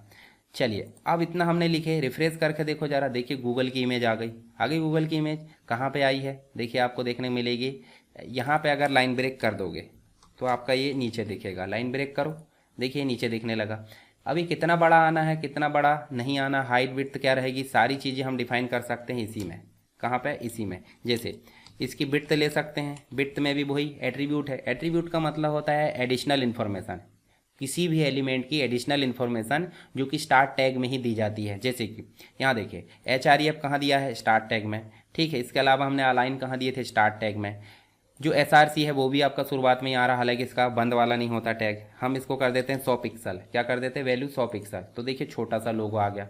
अब ये लोगो पे हम क्लिक करें तो कहाँ पहुँचना चाहिए, कहीं और। इसकी विड्थ भी हो, हाइट हो सकती है, विड्थ हो सकती है, ठीक है। एक और चीज़ होती है जिसे हम बोलते हैं आल्ट को हम बोलते हैं अल्टरनेट। तो अल्टरनेट में हम लिख देते हैं क्या, गूगल लोगो। क्या लिख देते, अच्छा गूगल बस लिख देते, ठीक है।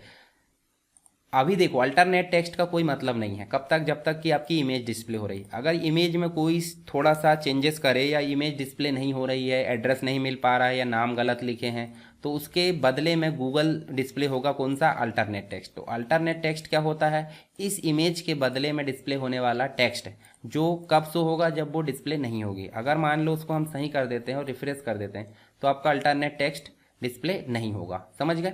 चलिए अब इसको हम लिंक करते हैं, किसको, इमेज को। तो इमेज के सामने लगाना HREF इक्वल लगाना है, डबल कोट के अंदर आपको क्या लिखना है, गूगल का एड्रेस। तो गूगल का एड्रेस क्या लिखा था मैंने, HTTPS कॉलन लगाए www.google.com, और इसको आपको बंद कर देना है, ठीक है।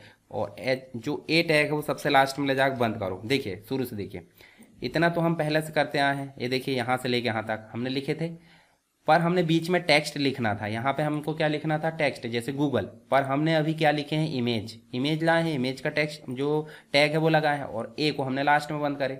जैसे हम इसको रिफ्रेश करते हैं और यहाँ लाते हैं कर्सर, मतलब हमारा माउस, तो आपका जो माउस है वो लिंक वाला आ गया। जैसे हम इसको क्लिक करते हैं तो आपका गूगल खुल जाता है। तो पहले हम टेक्स्ट के माध्यम से लिंक कर रहे थे, अभी हम इमेज के माध्यम से लिंक कर रहे हैं। तो अपन ने इमेज लाना भी देख ली, इमेज के माध्यम से लिंक भी देख लिए, और लिंक को अलग अलग डायमेंशन में भी देख लिए। अब आपके देखिए यहाँ पे पैराग्राफ, हेडिंग भी कंप्लीट हो गया, पैराग्राफ भी कंप्लीट हो गया, आपका लिंक भी कंप्लीट हो गया, और उसके बाद इमेज भी। लिंक में आपके चारों प्रकार हो गए, टेक्स्ट और इमेज दोनों तरीके से। चलिए यहाँ पे इमेज हो गए। इमेज में हमने देखिए यहाँ पे एसआरसी देख लिए, अल्टर देख लिए, विड्थ, हाइट, यहाँ ये दोनों चीज़ें आप इसको देख सकते हैं। ये कोड मैं आपको प्रोवाइड कर दूंगा टेलीग्राम पर। सोर्स कोड कैसे देखना वो भी हो गए। HTML के एलिमेंट भी हमने देख लिए कि स्टार्ट टैग, एंड टैग और बीच में कंटेंट, इन तीनों चीज़ों को मिलाकर क्या बनता है, एलिमेंट। कुछ होते हैं आपके एम्प्टी एलिमेंट।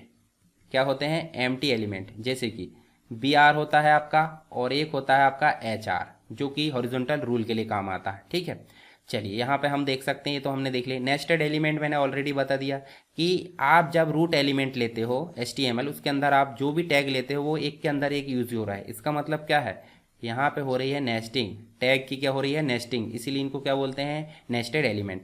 कभी कभी क्या होता है कि हम जो टैग है उसको बंद करना भूल जाते हैं, जैसे P टैग को बंद करना भूल गया तो कोई दिक्कत नहीं, पर स्टैंडर्ड रूल के हिसाब से अगर बोले तो आपको बंद करना बहुत ज़रूरी है। जितने भी टैग आप ओपन करो, सिर्फ एम्प्टी एलिमेंट को छोड़कर आपको बंद सभी को करना है। ठीक है, चलिए आगे चलते हैं। केस सेंसिटिव नहीं है। एक और चीज़ ध्यान रखना है कि अगर आप P स्मॉल लेते हो या कैपिटल लेते हो, दोनों ही सेम है। जबकि आगे हम पढ़ेंगे जावास्क्रिप्ट, तो जावास्क्रिप्ट में आपको दोनों चीज़ें मिलेगी क्या, अलग अलग। अब HTML के एट्रीब्यूट, जैसे कि देखिए मैंने HTML के एट्रीब्यूट को बताया कि एडिशनल इन्फॉर्मेशन प्रोवाइड करते हैं HTML एलिमेंट की, इसी को हम क्या बोलते हैं, HTML के एट्रीब्यूट बोलते हैं।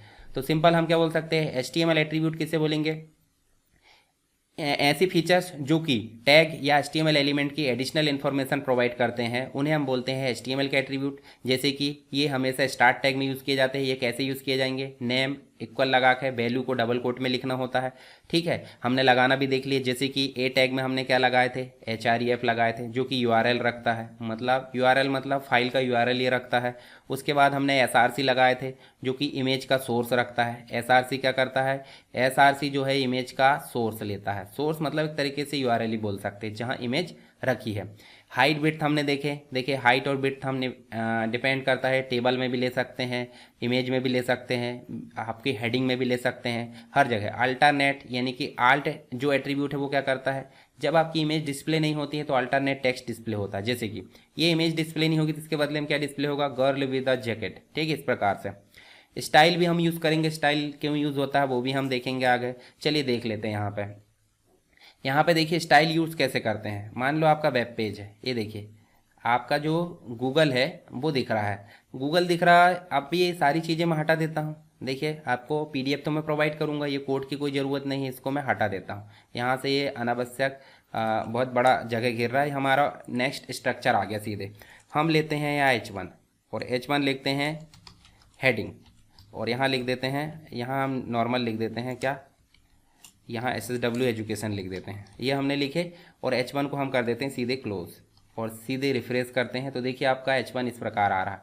ठीक है, अगर मान लो आपको क्या करना है, इसको फॉर्मेट करना है, तो उसके लिए होता है H1 के अंदर ही होती है एक एट्रीब्यूट जिसे हम बोलते हैं स्टाइल। स्टाइल को लगा के डबल कोट लगाने के बाद आपको अंदर कुछ इस प्रकार लिखना है, जैसे कलर, इसका कलर क्या होना चाहिए, तो कॉलन लगाना है। कॉलन लगाने के बाद आपको इसका कलर देना है रेड, और सेमी कॉलन लगाना। जितनी भी चीज़ें लगाना, देखिए ये रेड हो गया। तो स्टाइल भी हो गया एक प्रकार का एट्रीब्यूट जिसके अंदर इक्वल लगा डबल कोट में सारी प्रॉपर्टी और वैल्यू को डिफाइन करते हैं। प्रॉपर्टी क्या हो गई आपकी ये, और वैल्यू क्या हो गई ये। प्रॉपर्टी और वैल्यू के बीच में लगेगा कॉलन और बाद में लगेगा सेमी कॉलन। इसके बाद में हम दे सकते हैं जैसे कि इसका बैकग्राउंड कलर देना है, तो बैकग्राउंड कलर कुछ इस प्रकार देते हैं, आगे CSS में पढ़ेंगे इसके बारे में हम। तो बैकग्राउंड कलर हम इस प्रकार से दे सकते हैं जैसे येलो, और सेव करें। देखिए इस प्रकार से। इसका अलाइन दे सकते हैं, जैसे कि हम इसको टेक्स्ट अलाइन करोगे तो इसको हम कर देते हैं क्या, टेक्स्ट अलाइन इस प्रकार देते हैं, ये देखिए इस प्रकार से सेंटर, और सेमीकोलन लगा है, देखिए ये देखिए सेंटर हो गया। तो आपका स्टाइल एट्रीब्यूट भी यहाँ देख सकते हैं, हॉरिजॉन्टल रूल जिसे हम HR से डिफाइन करते हैं, तो ये भी हमने देख लिए। ठीक है, इसके अलावा देख सकते हैं, देखिए हम यहाँ देख सकते हैं ये देखिए आगे चलेंगे तो हमारे पास में लिखेगा, देखिए HTML का लाइन ब्रेक हम देख सकते हैं, जिसको हम बोलते हैं BR टैग्स है, तो BR टैग भी हमने देख लिए। एक और टैग होता है प्री को हम देखिए, जैसे मान लीजिए ये आपका टेक्स्ट है, चलिए मैं यहाँ पे कुछ टेक्स्ट लाता हूँ, ये देखिए मैं टेक्स्ट ले आया ये, और हम चलते हैं नोटपैड में चलने के बाद हम लिख देते हैं क्या, मान लीजिए हमने लिखे, देखिए यहाँ हम लिख देते ये, और लिखने के बाद हम जो है इसको अलग अलग भागों में बांट देते हैं। हम चाहते हैं ना कि हम अलग अलग लाइन में डिस्प्ले करें, जैसे मान लो जो इसको अलग लाइन में डिस्प्ले कर रहा है, इसको अलग लाइन में और इसको अलग लाइन में। आप देखिए जब मैं इसको, देखिए 4 लाइन में लिखा हुआ है, जब मैं इसको रन करूँगा तो उसका कोई मतलब नहीं है। क्यों? क्योंकि देखिए उसी के साथ में आ गया है। तो देखिए ये, अच्छा यहाँ H1 को बंद नहीं करे क्या, ये देखिए ये एक ही लाइन में आ गया। कैसे आया है? अब आप देखिए यहाँ पे, इसका मतलब है जो भी हम यहाँ पे लिखते हैं उसकी कोई मतलब नहीं है फॉर्मेटिंग की। फॉर्मेटिंग कब होगा? जब आप टैग लगाओगे। तो यहाँ हमने कोई टैग लगाया क्या? नहीं। तो इसी को डिफाइन करने के लिए यहाँ पे होता है प्री टैग। क्या होता है? Pre tag. और प्री मतलब होता है प्री डिफाइंड, जैसा हमने प्री फॉर्मेटेड बोल सकते हैं। देखिए यहाँ हमने इस प्रकार लिखे हैं तो ऑटोमेटिक वो उसी प्रकार दिखेगा वेब पेज में। तो प्री मतलब होता है लॉक करना, जो भी चीज़ हमने डिफाइन करे उसको लॉक करना। तो आपको समझ में आ गया प्री। अब बात करते हैं HTML फॉर्मेटिंग। तो HTML फॉर्मेटिंग में बोल्ड कर सकते हैं, इटैलिक कर सकते हैं, अंडरलाइन कर सकते हैं। ठीक है, तो यहाँ देखिए बी मतलब होता है बोल्ड, स्ट्रॉन्ग मतलब भी होता है बोल्ड, इटैलिक होता है, एम्फेसाइज मतलब भी बोल्ड इटैलिक होता है। मतलब या तो बोल्ड के लिए आप बी यूज़ कर सकते हैं या तो आप स्ट्रॉन्ग यूज़ कर सकते हैं। इटैलिक के लिए आई या एम्फेसाइज। मार्क का मतलब होता है हाईलाइटर। स्मॉल कैप्स स्मॉलर हो जाएंगे। ठीक है, डेल मतलब होता है स्ट्राइक करना, तो स्ट्राइक भी यूज़ कर सकते हैं। इंस का मतलब अंडरलाइन करना, और सब मतलब होता है सबस्क्रिप्ट, SUP मतलब होता है सुपरस्क्रिप्ट। चलिए इनको करके देखते हैं। ये हटा दूं मैं, प्री वाला हटा देते हैं क्योंकि इनका कोई ज़रूरत नहीं है।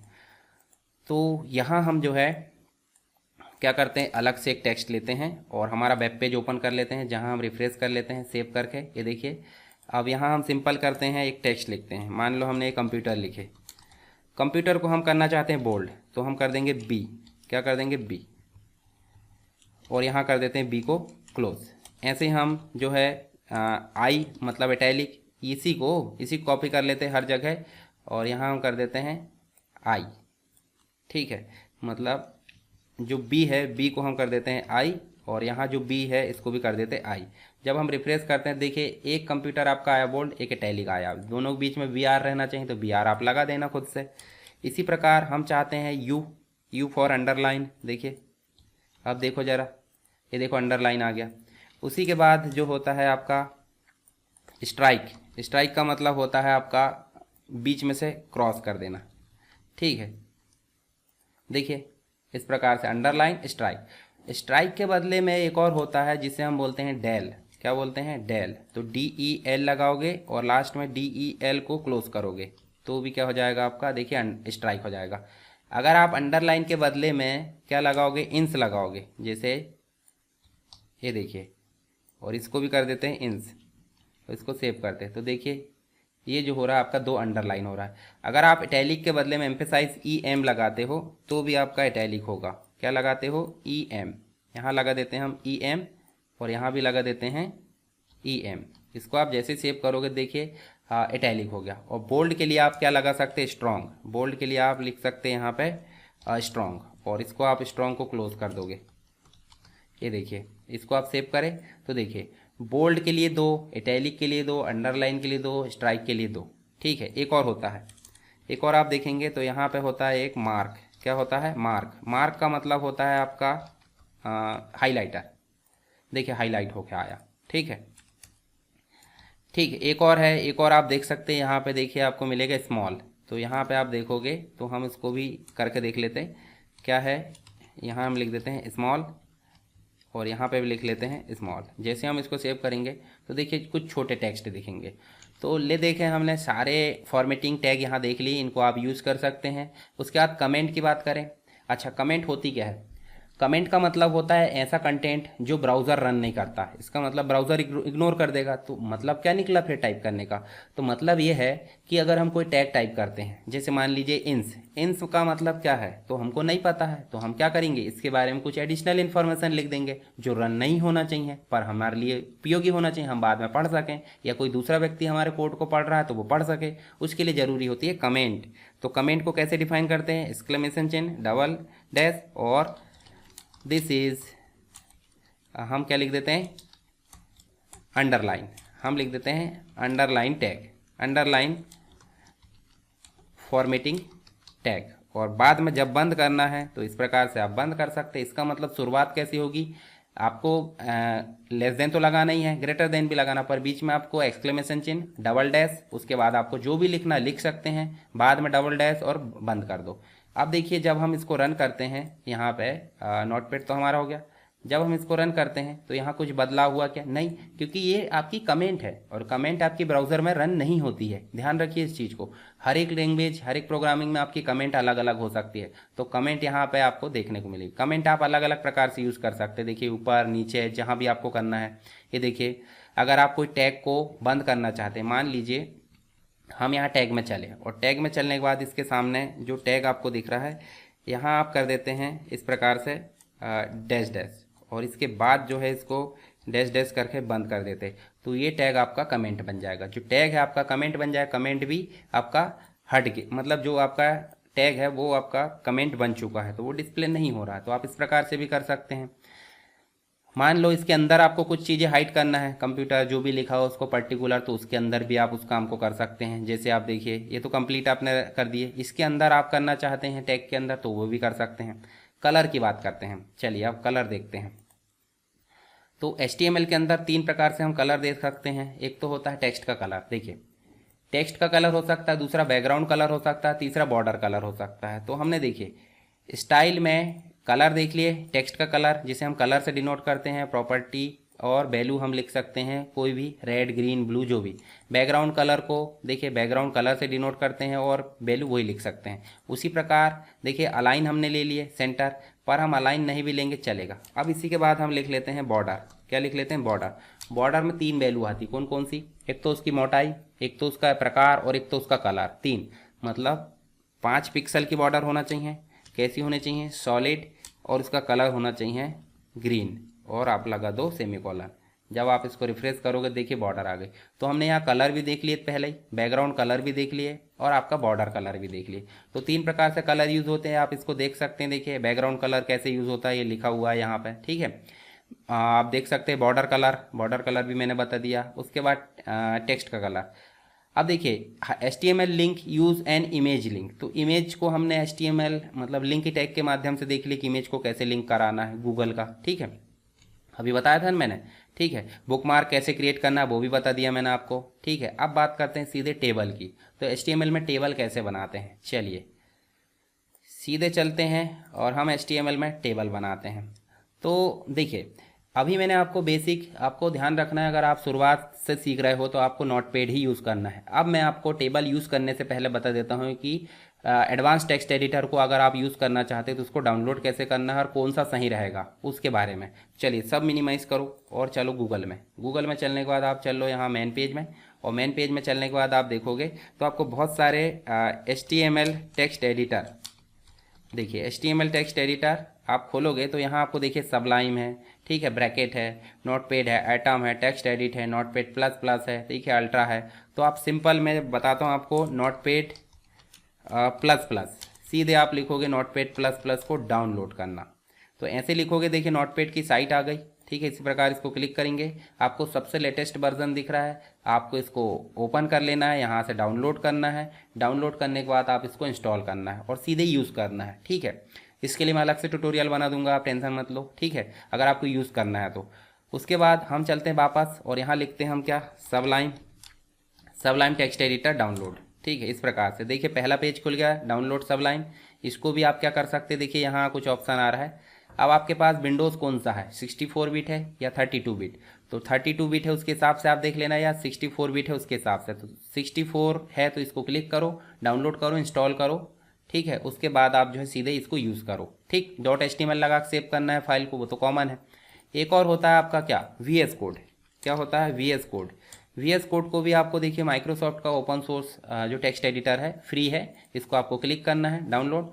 यहाँ आपको 3 प्लेटफॉर्म में मिलेगा वो, देखिए यहाँ आपको विंडोज़ में मिलेगा, लाइनेक्स में भी मिलेगा और मैक में भी मिलेगा। तो आपको विंडोज़ अगर डाउनलोड करना है तो विंडोज़ पर क्लिक करो, डाउनलोड हो जाएगा 80-85 MB का, और उसको आप जो है डाउनलोड करके इंस्टॉल कर सकते हैं और यूज़ कर सकते हैं। VS कोड में थोड़ी सी सेटिंग होती है तो उसके लिए मैं अलग ट्यूटोरियल लेकर आऊँगा, आप टेंशन मत लीजिए, उसमें आप सीख सकते हैं। चलिए हम अब जो है एडवांस टेक्स्ट एडिटर यूज़ करेंगे जिसका नाम है VS कोड। किसको करेंगे, VS कोड को यूज़ करेंगे। तो हम सीधे यूज़ कर लेते हैं क्या, विजुअल स्टूडियो कोड, जो कि हमारे पास में इंस्टॉल है। और इंस्टॉल होने के साथ साथ हमको एक चीज़ ध्यान देना है कि यहाँ देखिए आपको करना क्या, फाइल में जाना है। फाइल में जाने के बाद आपको ओपन फोल्डर करना है। ओपन फोल्डर में जाने के बाद जैसे डेस्कटॉप में मेरे पास में मान लो ये देखिए ये है, इसको आपको सेलेक्ट कर लेना है। आपके जितने भी पेज बने थे अभी फर्स्ट वाले, देखिए इस प्रकार से जो भी हमने इमेज वगैरह लाए थे वो सब दिखने लगे। तो आपको यहाँ फोल्डर बनाना है, VS कोड में क्या बनाना है, फोल्डर।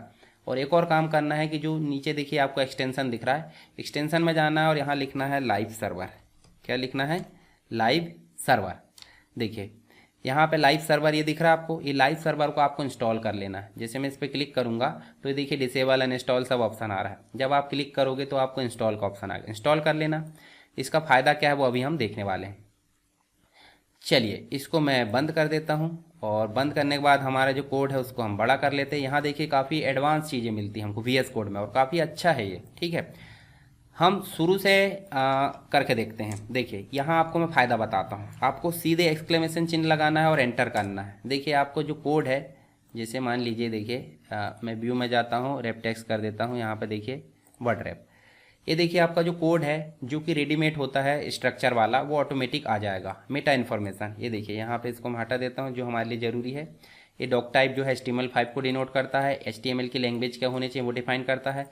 यहाँ हम बनाते हैं HTML टेबल बनाते हैं, और सीधे हम जो है बॉडी के अंदर आ जाते हैं, और बॉडी के अंदर आकर टेबल बनाने के लिए टेबल टैग यूज़ किया जाता है। क्या यूज़ किया जाता है, टेबल टैग। ये देखिए टेबल टैग, और टेबल को हमने बंद कर दिया, इस प्रकार टेबल को ऑन कर दिया, ठीक है।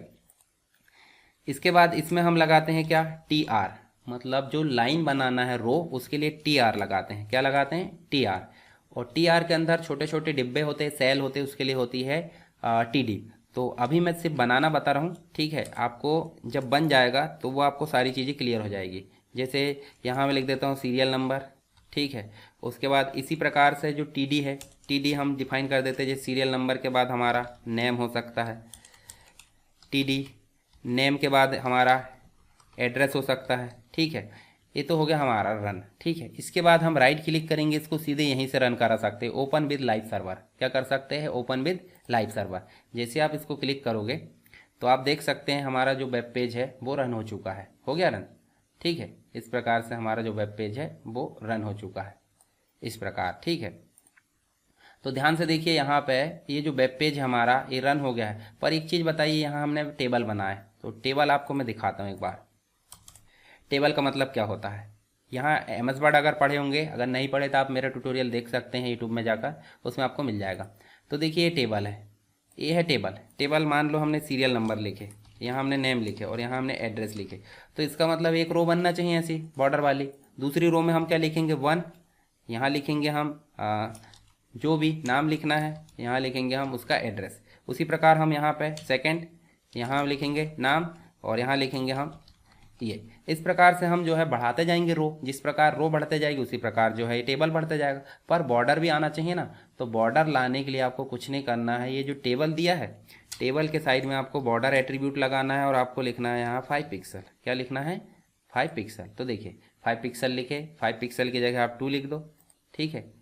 देखिए 2 पिक्सल लिखोगे, यहाँ सेव बस करना है। यहाँ अगर सेव करें तो यहाँ ऑटोमेटिक रन होगा, कहाँ पे, विजुअल स्टूडियो कोड में। नहीं होता तो रिफ्रेश कर लो आप, ठीक है, आपके ब्राउज़र में।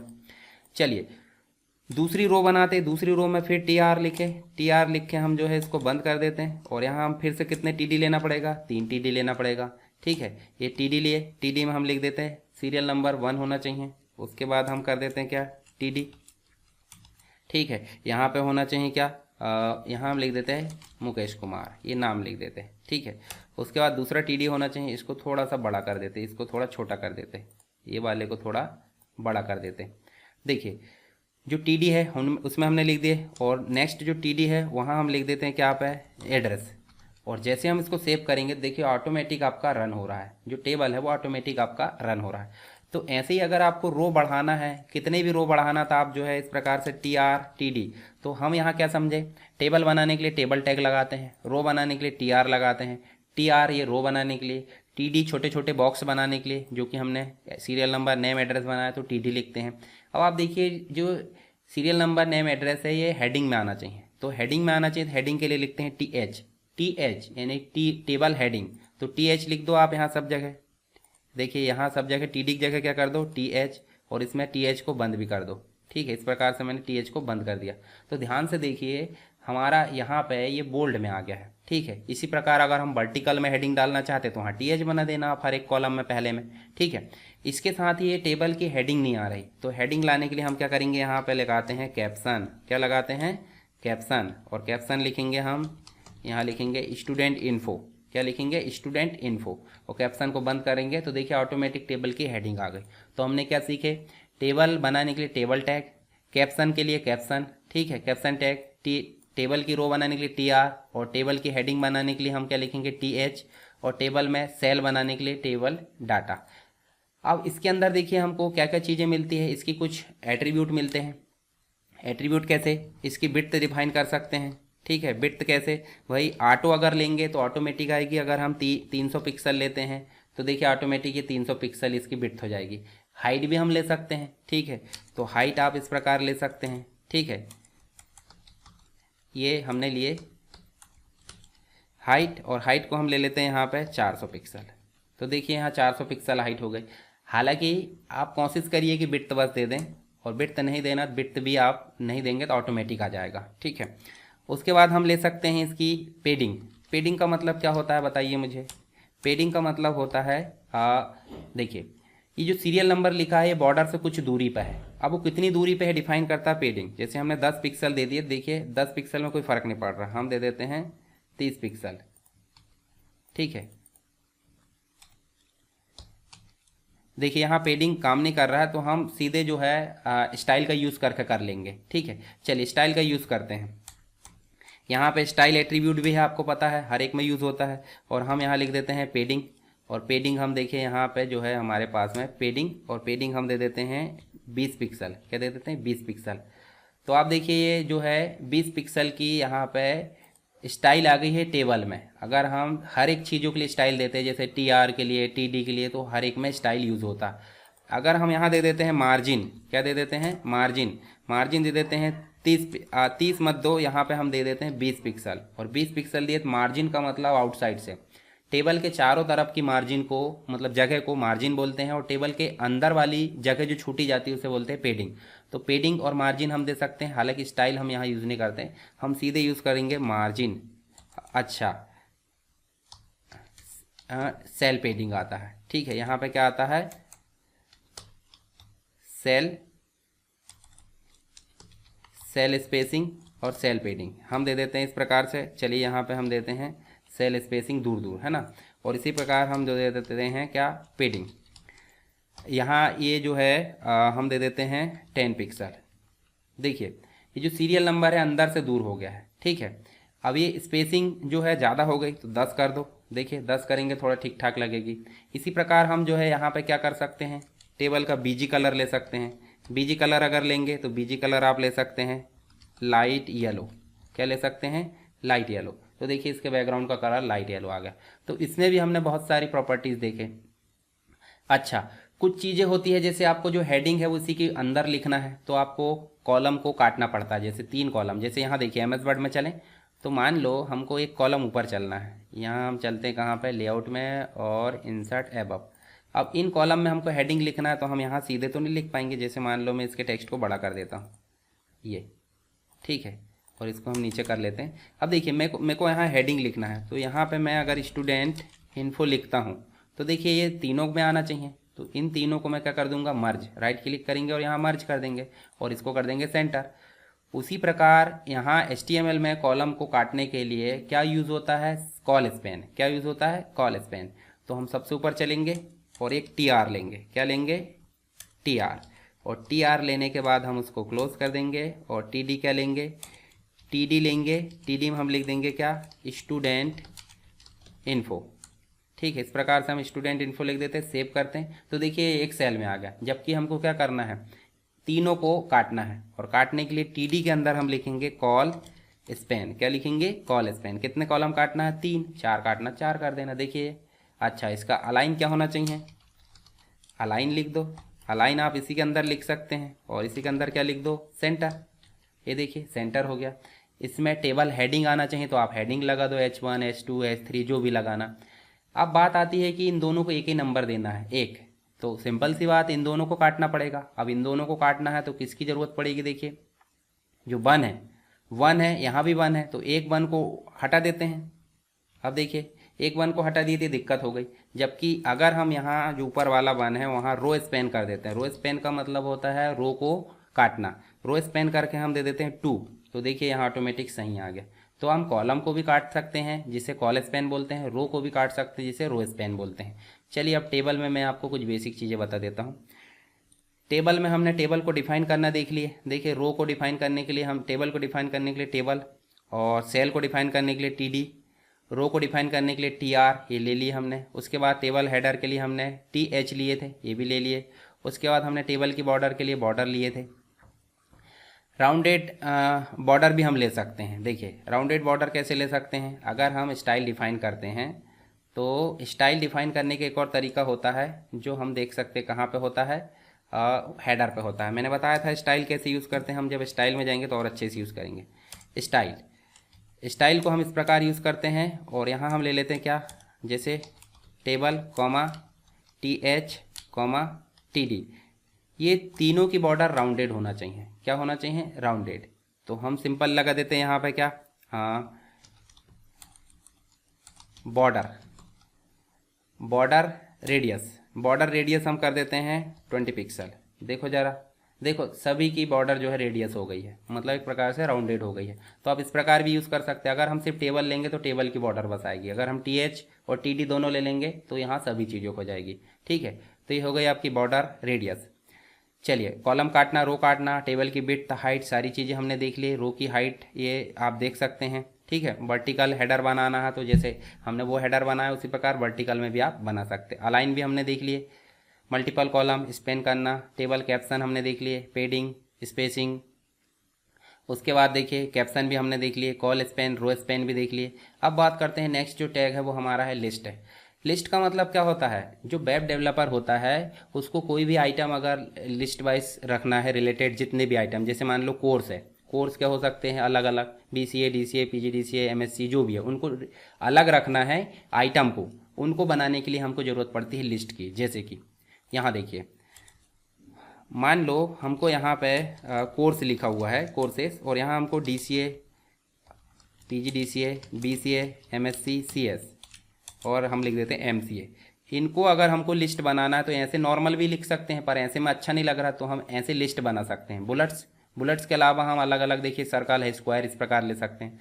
हम नंबरिंग भी ले सकते हैं 1 2 3 ABCD। इसी को क्या बोल रहा है, लिस्ट बोल रहा है। तो इसको लिस्ट को कैसे बनाते हैं HTML में, चलिए देखते हैं। हम चलते हैं सीधे कहाँ पे, यहाँ। और अब ये टेबल है, टेबल को मैं हटा दूँ क्या, टेबल को हटा देता हूँ। आपको कोडिंग तो PDF में मिल ही जाएगी। ठीक है, इसकी कोई ज़रूरत नहीं है। तो यहाँ पे हम सीधे चलते हैं, ये जो टेबल हमने लिए हैं इसको भी हटा देते हैं, स्टाइल को इस प्रकार से। और ये जो टेबल है, टेबल से लेकर नीचे टेबल तक ये भी हटा देते हैं। ठीक है, ताकि हम इसमें क्या यूज़ कर सकें, ये देखिए यहाँ लिस्ट यूज़ कर सकें। तो हम H1 H3 ले लेते हैं। ठीक है, H3 ले लेते हैं और हम लिख देते हैं HTML लिस्ट। ठीक है, अब HTML लिस्ट 3 कैटेगरी में होती है, एक तो अनऑर्डर्ड होती है, एक ऑर्डर्ड होती है और एक डेफिनेशन लिस्ट होती है। तो हम यूज़ करेंगे पहले अनऑर्डर्ड के लिए UL यूज़ होता है। क्या यूज़ होता है, UL यूज़ होगा।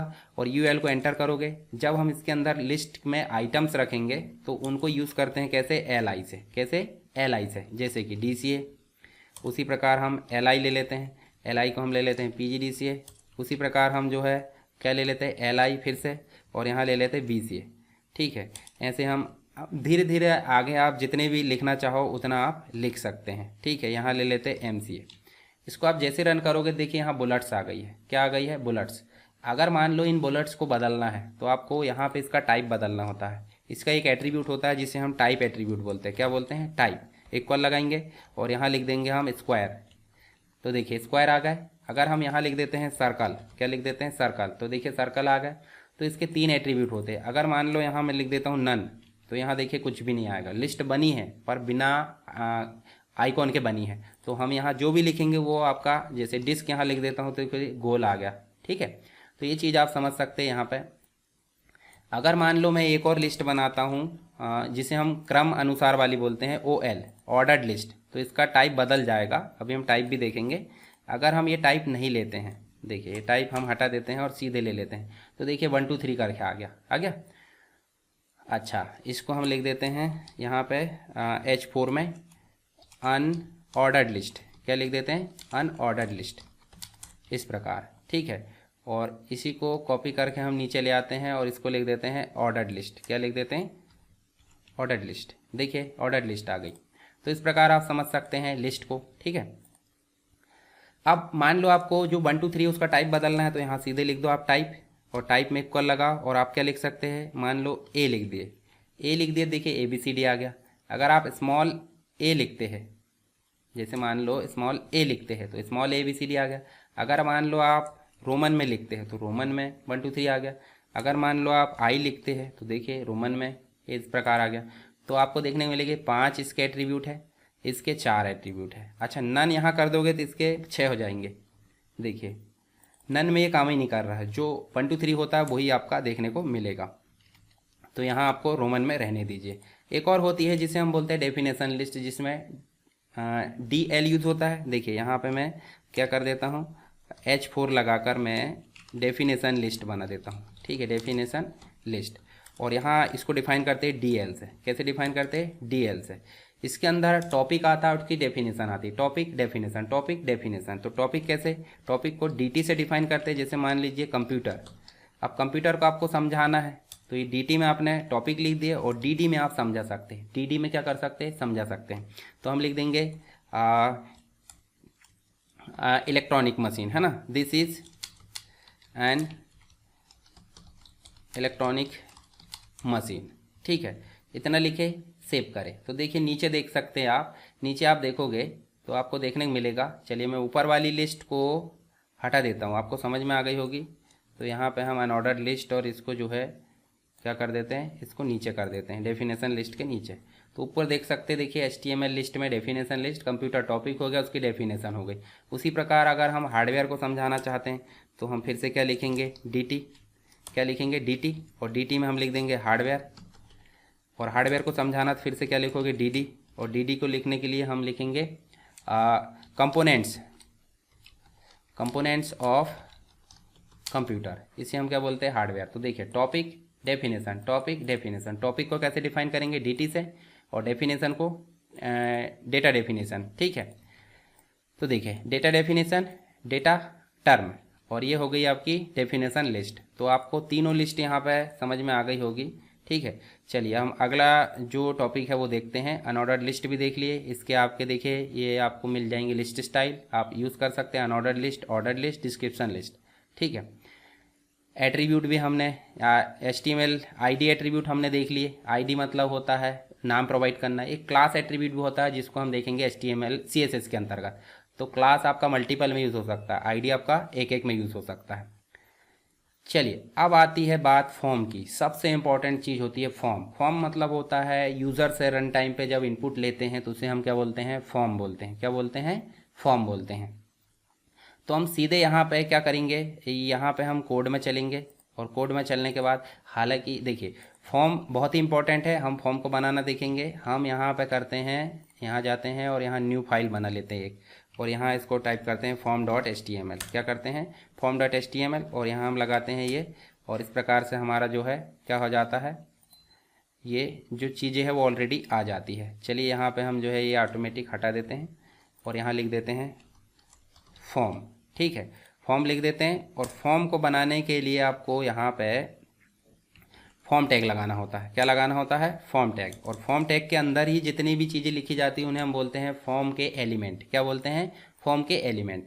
और फॉर्म का सबसे पहला एलिमेंट होता है आपका इनपुट। ठीक है, तो पहले तो हम लिखेंगे लेबल, और लेबल फॉर में हम दे देते हैं कि भाई ये एफ नेम है, यानी कि हम दे देते हैं नेम, और यहाँ हम दे देते हैं ब्रैकेट बंद, और यहाँ लिख देते हैं स्टूडेंट नेम। जब हम इसको रन करेंगे तो देखिए, जब आप ओपन विद लाइव सर्वर करोगे तो स्टूडेंट नेम आ गया, पर आप जब एंटर करोगे तो आपको इनपुट टाइप लेना पड़ेगा। इनपुट टाइप, ठीक है, इनपुट टाइप में क्या लोगे? टेक्स्ट। टेक्स्ट बॉक्स बनाना है तो टेक्स्ट ले लेंगे, अभी पढ़ेंगे इसके बारे में और, है ना। इसके बाद इसका नेम दे देंगे। नेम में क्या देंगे? ये भी आपका नेम है, ठीक है, और हम यहाँ पे दे देते हैं, ये बंद कर देते हैं। तो देखिए आपको स्टूडेंट नेम में नेम आ गया, और नेम आप कुछ भी टाइप कर सकते हो जैसे कि हम नॉर्मल फॉर्म में करते हैं, ऐसे ही। एक लेबल और लेना पड़ेगा। लेबल का मतलब होता है जो कंट्रोल है उसको डिफाइन करना। जैसे मान लो आप कुछ चीज़ खरीदते हो, सामने कुछ लेबल चिपका होता है, तभी तो आप देख के पता करते कि क्या चीज़ है। उसी प्रकार ये टेक्स्ट बॉक्स में क्या चीज़ है, क्या भरना है, वो डिफाइन करता है लेबल। ठीक है, चलिए यहाँ पे हम कर देते हैं दूसरा लेबल लेते हैं। लेबल फॉर, फॉर मतलब होता है आईडी, ठीक है, और यहाँ हम दे देते हैं क्या? यहाँ पे हम दे देते हैं कोर्स, ठीक है, और लेबल को बंद करके हम दे देते हैं कोर्स। और यहाँ पे इनपुट टाइप में हम दे देते हैं क्या? Input type. इनपुट टाइप करके हम दे देते हैं, फिर से एक टेक्स्ट बॉक्स लेते हैं, और टेक्स्ट बॉक्स का नाम हम दे देते हैं क्या?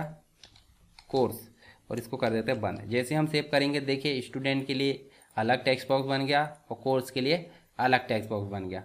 ठीक है, अब ये लाइन से आते हैं तो इसके लिए आप क्या कर सकते हैं? BR लगा देना। BR क्यों लगाओगे? क्योंकि आप BR लगा दोगे सब अलग अलग टुकड़ों में बटेंगे। चलिए मैं थोड़ा सा यहाँ पे बता देता हूँ। तो आपको ये देखिए लेबल बनाना बन गया, टेक्स्ट बॉक्स बनाना बन गया, उसके बाद आप बटन बनाओगे। तो यहाँ देखिए नीचे एक बटन भी बना सकते हैं। इनपुट टाइप बटन, क्या लिखोगे? बटन। इसकी वैल्यू दे दोगे क्या? वैल्यू दे दोगे सबमिट। बस इतना भी कर दोगे तो भी चलेगा। ये देखिए बटन बन गई, देखिए सबमिट की बटन बन गई। चलिए यहाँ पे हम देखते हैं फॉर्म एलिमेंट होता है, ठीक है, फॉर्म मुख्य एलिमेंट। इसके अंतर्गत इनपुट एलिमेंट होता है जो कि हमने ऑलरेडी देख लिए। अभी हम देखेंगे इनपुट के अंदर टेक्स्ट ले सकते हैं, रेडियो ले सकते हैं। तो हम सिंपल जो है क्या बनाना देखते हैं? फॉर्म। फॉर फॉर्म हम बनाएंगे एक बेसिक रूप से systematic line by line break करके, ठीक है। चलिए हम चलते हैं कहाँ पे? हमारे VS कोड में। तो ये बेसिक रूप से आपको समझ में आ गया। लेबल, लेबल के बाद हम जो है ये जो नेम है इसके बाद हम कर देंगे BR। क्या कर देंगे? BR। तो देखिए अलग लाइन में आ गया। सबमिट के बाद भी हम कर देंगे BR। मान लो हम हर एक के बाद BR करेंगे तो भी चलेगा। देखिए ये देखिए इसके बाद भी BR, इसके बाद भी, और इसके बाद भी BR कर दो। हर एक के बाद आप BR करोगे तो भी चलेगा। और बटन को भी आप जो है BR यानी कि लाइन ब्रेक में कर दो। ये देखिए, ठीक है, इसको भी अलग अलग हम ले सकते हैं। मान लो आपको ये तो हम नॉर्मल टेक्स्ट टाइप कर ले रहे हैं, ये देखिए, पर हम चाहते हैं कि इसमें पासवर्ड टाइप करें, तो आपको यहाँ पे देना पड़ेगा इनपुट टाइप पासवर्ड। क्या देना पड़ेगा? पासवर्ड। और इसमें आप नॉर्मल इतना भी रहने देंगे तो भी चलेगा। अच्छा, इसका लेबल डिफाइन नहीं करें? लेबल डिफाइन करना पड़ेगा ना। लेबल डिफाइन करने से अच्छा है आप नॉर्मल इस प्रकार अगर पासवर्ड भी लिख दोगे इस प्रकार तो भी चलेगा। देखिए आ गया। तो लेबल मैंने बता दिया लेबल कैसे, और ये पासवर्ड भी आ गया। इसको शो कर सकते हैं, हटा भी सकते हैं। तो पासवर्ड डिफाइन करना भी बन गया आपसे। उसके बाद आप जो है इसमें क्या बना सकते हो? रेडियो भी बना सकते हो, चेक बॉक्स भी बना सकते हैं। मान लो आपको S3 लेना है और आपको बताना है कि आपकी क्वालिफिकेशन क्या क्या है, ठीक है। ये देखिए क्वालिफिकेशन क्या क्या है यहाँ पे। तो क्वालिफिकेशन, अच्छा H4 ले लेते, ज़्यादा ही बड़ा नहीं हो रहा है। ये देखिए क्वालिफिकेशन क्या है। तो क्वालिफिकेशन के लिए आप क्या लोगे? क्वालिफिकेशन के लिए आप लोगे चेक बॉक्स। तो इनपुट, इनपुट करोगे, ठीक है, इनपुट टाइप इस प्रकार इक्वल लगाओगे और यहाँ लिखोगे चेक बॉक्स। क्या लिखोगे? Check box. उसके बाद आप यहाँ लिखोगे 10th, ठीक है। ये देखिए ये आ गया 10th। अब ये अलग अलग लाइन में आना चाहिए, तो आप इसको अपने हिसाब से कर लेना, जहाँ जहाँ BR करना है, जहाँ जहाँ ये टेबल में बनाना देखेंगे अपन अभी टेबल में कैसे बनाते हैं, ठीक है। ये देखिए 10th आगे सेलेक्ट हो रहा है। उसी प्रकार हम ये चेक बॉक्स अगर क्या होता है बढ़ा लेते हैं। ये देखिए 10th की जगह हम कर देते हैं 12th, और यहाँ 12th की जगह कर देते हैं जो भी है, जैसे BCA कर दो। तो देखिए तीनों में से तीनों को सेलेक्ट कर सकती है, हो गया आपके चेक बॉक्स। अगर मान लो आपको रेडियो बटन बनाना, तो रेडियो बटन मतलब समझते हैं मल्टीपल में से एक सेलेक्ट करना।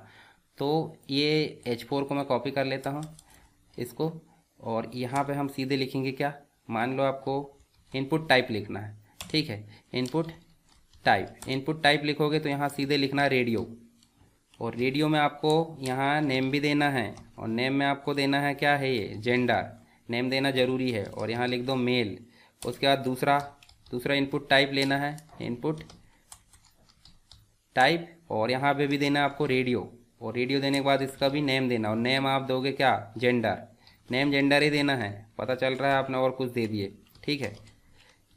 देखिए मेल फीमेल, इसको क्लिक करोगे तो ये सेलेक्ट होगा, इसको क्लिक करोगे तो ये सेलेक्ट होगा। आप देख पा रहे हैं यहाँ पे, देखिए दोनों में से कोई एक सेलेक्ट हो रहा है। कब, जब हमने इसका नाम दिए हैं, नाम क्या दिए हैं इसका, चलो इसको छोटा कर लो, इसको थोड़ा बड़ा कर लो।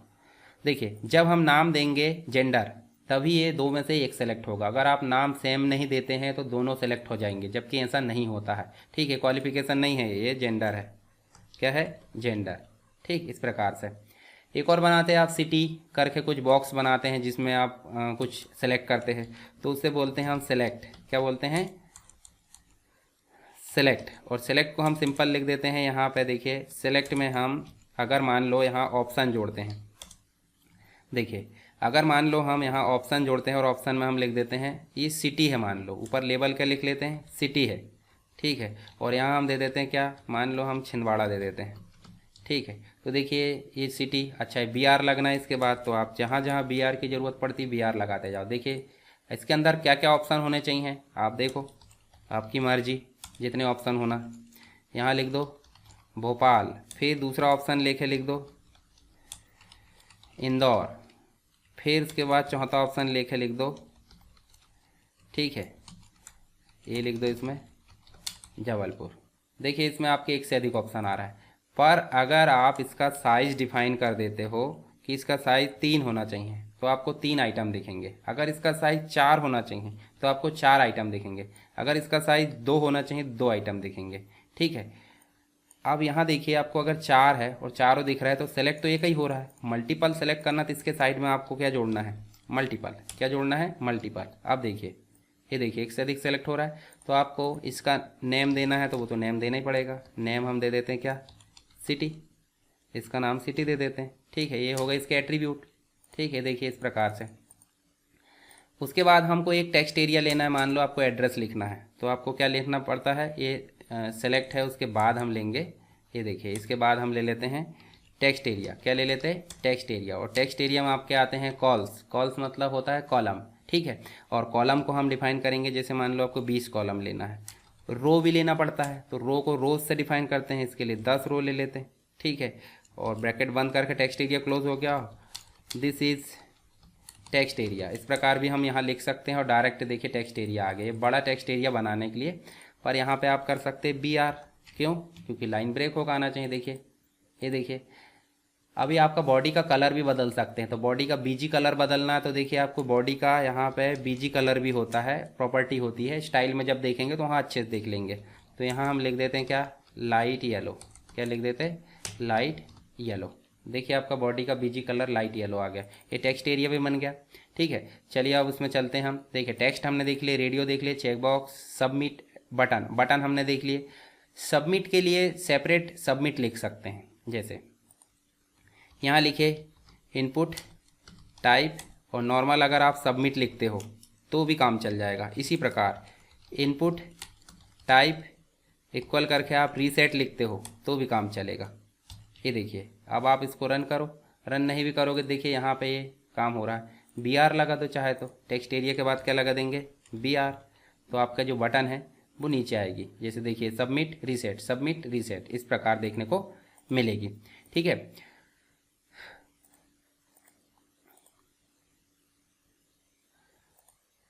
चलिए यहाँ पे हमको देखने को मिलेगा, ये तो हमने देख लिए बेसिक रूप से जितने भी हमारे एलिमेंट थे वो। टेक्स्ट फील्ड के लिए देखिए हम नेम टेक्स्ट लेना देख लिए, किस प्रकार बनाते, रेडियो बटन हमने बनाना देख लिए, चेक बॉक्स बनाना देख लिए, उसके बाद सबमिट बनाना देख लिए। फॉर्म एलिमेंट के अंतर्गत आपको input, label, select, text area, button, field set और लीजेंड देखते हैं, ठीक है। चलिए फील्ड सेट और लीजेंड बनाना देखते हैं, कहीं ऊपर देख लेते हैं। यहीं चलो, यहाँ हम लेते हैं फील्ड सेट। फील्ड सेट में हम दे देते हैं क्या, फील्ड सेट में हम कुछ भी दे सकते हैं कि भाई ये जो है आपका, चलिए यहाँ देखिए फील्ड सेट, यहाँ देखिए ये जो है आपका इनपुट हमने देख लिए, इनपुट में हमने टेक्स्ट देख लिए, इनपुट लेवल भी देख लिए, सेलेक्ट भी देख लिए, और उसके बाद हमने ये देखिए मल्टीपल सिलेक्शन भी देख लिए, साथ ही आप देख सकते हैं बटन देख लिए। फील्ड सेट के अंतर्गत आप देखोगे तो फील्ड सेट बनाना है और लीजेंड बनाना है, ठीक है। तो फील्ड सेट जो होता है आपका, देखिए मैं बताता हूँ कैसे बनता है। मान लो लीजेंड, लीजेंड में आप दे दो क्या, लीजेंड में आप दे सकते हैं कि जो उसका नाम है, लीजेंड में आप दे दो कि पर्सनल डिटेल, और उसके बाद हम जो है लीजेंड को क्लोज कर देते हैं और अंदर जो भी चीज़ें लेंगे, चलिए यहाँ पे ये फील्ड सेट को हम कहीं और सेट करते हैं, ठीक है। कहाँ सेट करते हैं, पर्सनल इन्फॉर्मेशन कहाँ हमारी, सबसे ऊपर देखिए, ये देखिए लेबल लिए हमने, तो यहाँ ऊपर लिख देते पर्सनल इन्फॉर्मेशन, और जहाँ पे हमारा जो बटन है, जैसे हमने क्या बनाए थे, देखिए यहीं कहीं हमने जो है कोर्स था, हाँ कोर्स के नीचे हम कर देते हैं क्या, कोर्स या पासवर्ड के नीचे हम कर देते हैं क्वालिफिकेशन के नीचे फील्ड लिस्ट को बंद, फील्ड लिस्ट को क्लोज कर देते हैं। अब आप देखिए रन करके ऊपर देखिए, ये देखिए कुछ इस प्रकार से बॉक्स बनकर आया जिसमें पर्सनल डिटेल लिखी और इतना कंप्लीट हो गया। तो कैसे आया ये फील्ड सेट से आया है, जिसके अंदर पर्सनल डिटेल लीजेंड में लिखी जाती है, और जहां आप क्लोज करोगे उतना एरिया आपका इसके अंदर सेव हो जाएगा। तो ये हो गया आपका फील्ड सेट और लीजेंड, ठीक है। चलिए इसके बाद आप जो है ग्रुपिंग कर लिए फील्ड सेट के माध्यम से। डेटा लिस्ट बना सकते हैं, डेटा लिस्ट बनाने के लिए आपको इनपुट लिस्ट ब्राउज़र लिखना है, डेटा लिस्ट आईडी, ठीक है। चलिए यहाँ पे हम डेटा लिस्ट बनाते हैं सबसे लास्ट में, ये फील्ड लिस्ट को बंद कर दो। डेटा लिस्ट आईडी हम लिख देते हैं क्या, ब्राउज़र, क्या लिख देते हैं ब्राउज़र, इस प्रकार से। और यहाँ आप देख सकते हैं डेटा लिस्ट जो लिखे हैं उसको हमने देखे इनपुट लिस्ट भी देना है, इनपुट लिस्ट भी देना है, देखिए, ठीक है। तो सबसे ऊपर क्या दोगे आप, इनपुट लिस्ट दोगे, ठीक है। यहाँ पे आप क्या दोगे, इनपुट लिस्ट, और इनपुट लिस्ट में आप दे दोगे क्या, ब्राउज़र, इनपुट लिस्ट में आप दे दोगे ब्राउज़र,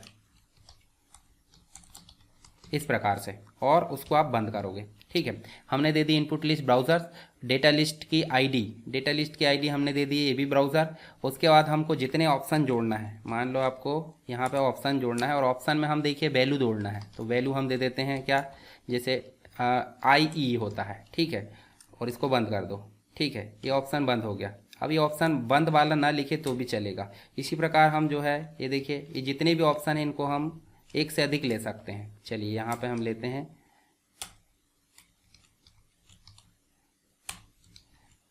IE के बाद हम ले लेते हैं ये, इसको भी बंद कर देते हैं, ठीक है। ये अब लाइन से शो कर देते हैं यहाँ पे, ये देखिए IE नहीं आना चाहिए, यहाँ पे क्रोम भी आना चाहिए, यहाँ पे क्या आना चाहिए, एज आना चाहिए, क्या आना चाहिए, एज, और यहाँ पे आना चाहिए फायरफॉक्स, क्या आना चाहिए, फायरफॉक्स। जितने भी हमने ब्राउज़र है वो ले लिए। सेव करो और रन करके देखोगे तो देखिए यहाँ पे आपका जो डेटा लिस्ट है वो दिख रही है, कितने भी ब्राउज़र है वो आप यहाँ से सेलेक्ट कर सकते हैं। यहाँ देखिए हटाओगे तो आपको सारी चीज़ें यहाँ पे देखने को मिलेगी। तो ये होती है आपकी डेटा लिस्ट, ठीक है। डेटा लिस्ट इनपुट टाइप में देखिए इतनी सारी चीज़ होती है, इनको आप उपयोग करके देखना। जैसे बटन ला सकते हैं इनपुट टाइप में, चेक बॉक्स, कलर ला सकते हैं। जैसे मान लो मैं आपको दिखाता हूँ, यहाँ पे डेटा लिस्ट के बाहर चल के देखते हैं। एक इनपुट टाइप लेते हैं, इनपुट टाइप इक्वल कलर लेते हैं, ठीक है, और ये बंद कर देते हैं। तो देखिए यहाँ आपको कलर देखने को मिलेगी, इसको आप BR करिए, ये देखिए यहाँ सबसे नीचे चलोगे देखिए कलर मिलेगा, ठीक है। अगर इनपुट टाइप में आप डेट कर देते हो, मान लो इसी को आप डेट कर देते हो, डेट एंड टाइम जो भी करोगे, तो देखिए यहाँ पे आपको डेट लोकल, देखिए इस प्रकार से।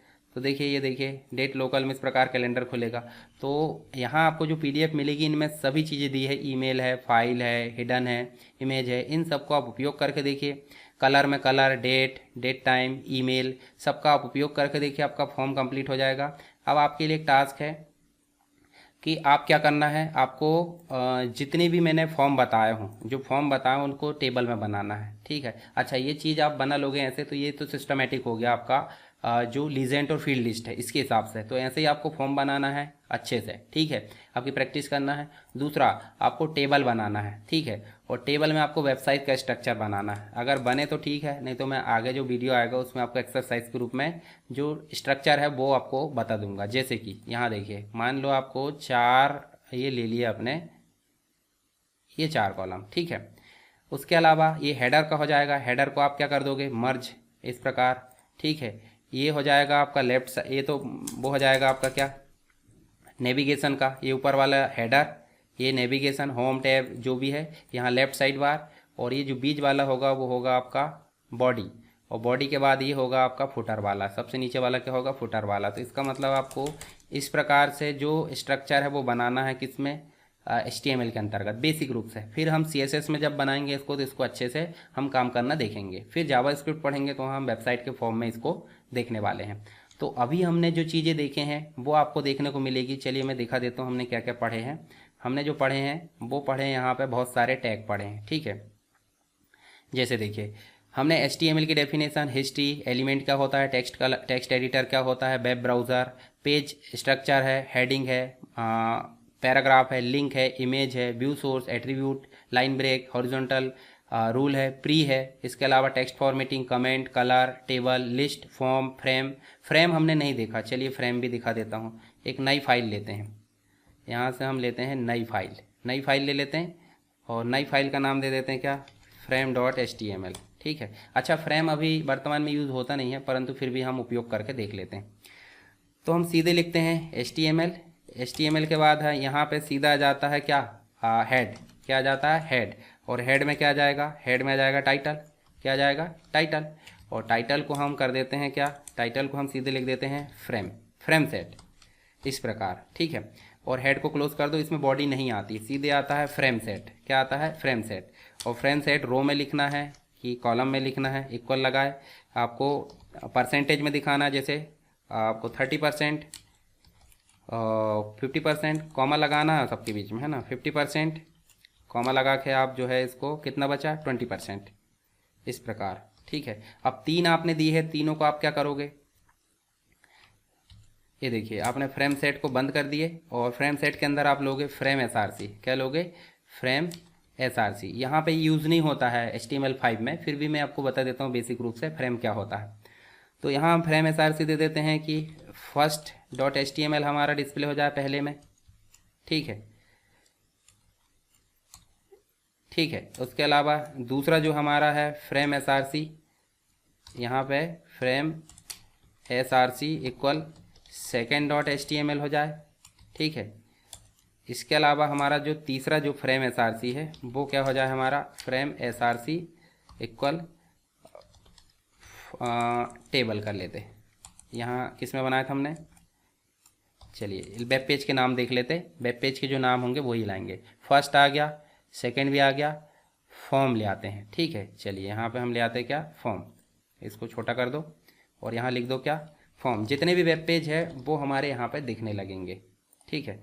अब देखिए इसको रन करो, लाइव सर्वर, ठीक। अब देखिए ध्यान से, आपको एक जो वेब पेज है, एक जो विंडो है वो अलग अलग भागों में बटकी दिख रही है। एक ये दिख गया, एक ये दिख गया, एक ही नीचे, इसको बोलते हैं फ्रेम। अगर मान लो इसको हम कॉलम में कर देते हैं, कॉल्स में, तो देखिए ये आड़े में मतलब खड़े में हो गया, देखिए कितने कितने, बड़ा करके देख लो, देखिए 3 भागों में दिख रहा। तो ये हो गया हमारा फ्रेम, तो ये फ्रेम सेट हो गया। एक और टैग रह जाता है जिसे हम बोलते हैं मार्क्यू टैग। तो हम यहाँ न्यू में चलते हैं और यहाँ लिख देते हैं marquee.html। हालांकि मार्क्यू jQuery वगैरह आ गई है तो मार्क्यू यूज़ नहीं होता है, फिर भी हम यहाँ देख लेते हैं।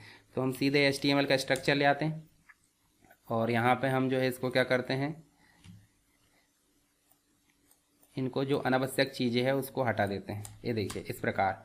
और यहाँ हम सीधे लिखते हैं क्या, मार्क्यू, ठीक है। इसको हम कर देते हैं व्यू करके वर्ड रैप कर देते हैं। और ये चलिए यहाँ हम लिख देते हैं क्या, मार्क्यू कैसे लिखना है, इस प्रकार से। अब ये मार्क्यू नए वाले HTML में उपयोग नहीं होता है, इसलिए यहाँ नहीं आ रहा है। जैसे मान लो आपको हेडिंग लिखना है या फिर आपको यहाँ पे लिखना है SSW एजुकेशन, क्या लिखना है, SSW एजुकेशन। तो आपको यहाँ पे लाइव सर्वर में जाएंगे तो आप इस प्रकार से इसको रन कर सकते हैं। देखिए ये चलने लगा। इसकी बहुत सारी प्रॉपर्टीज़ है, तो प्रॉपर्टीज़ हम देख सकते हैं, जैसे डायरेक्शन है, ठीक है। चलिए मैं आपको दिखा देता हूँ, आप यूज़ कर लेना। डिस्क्रिप्शन में चलते हैं।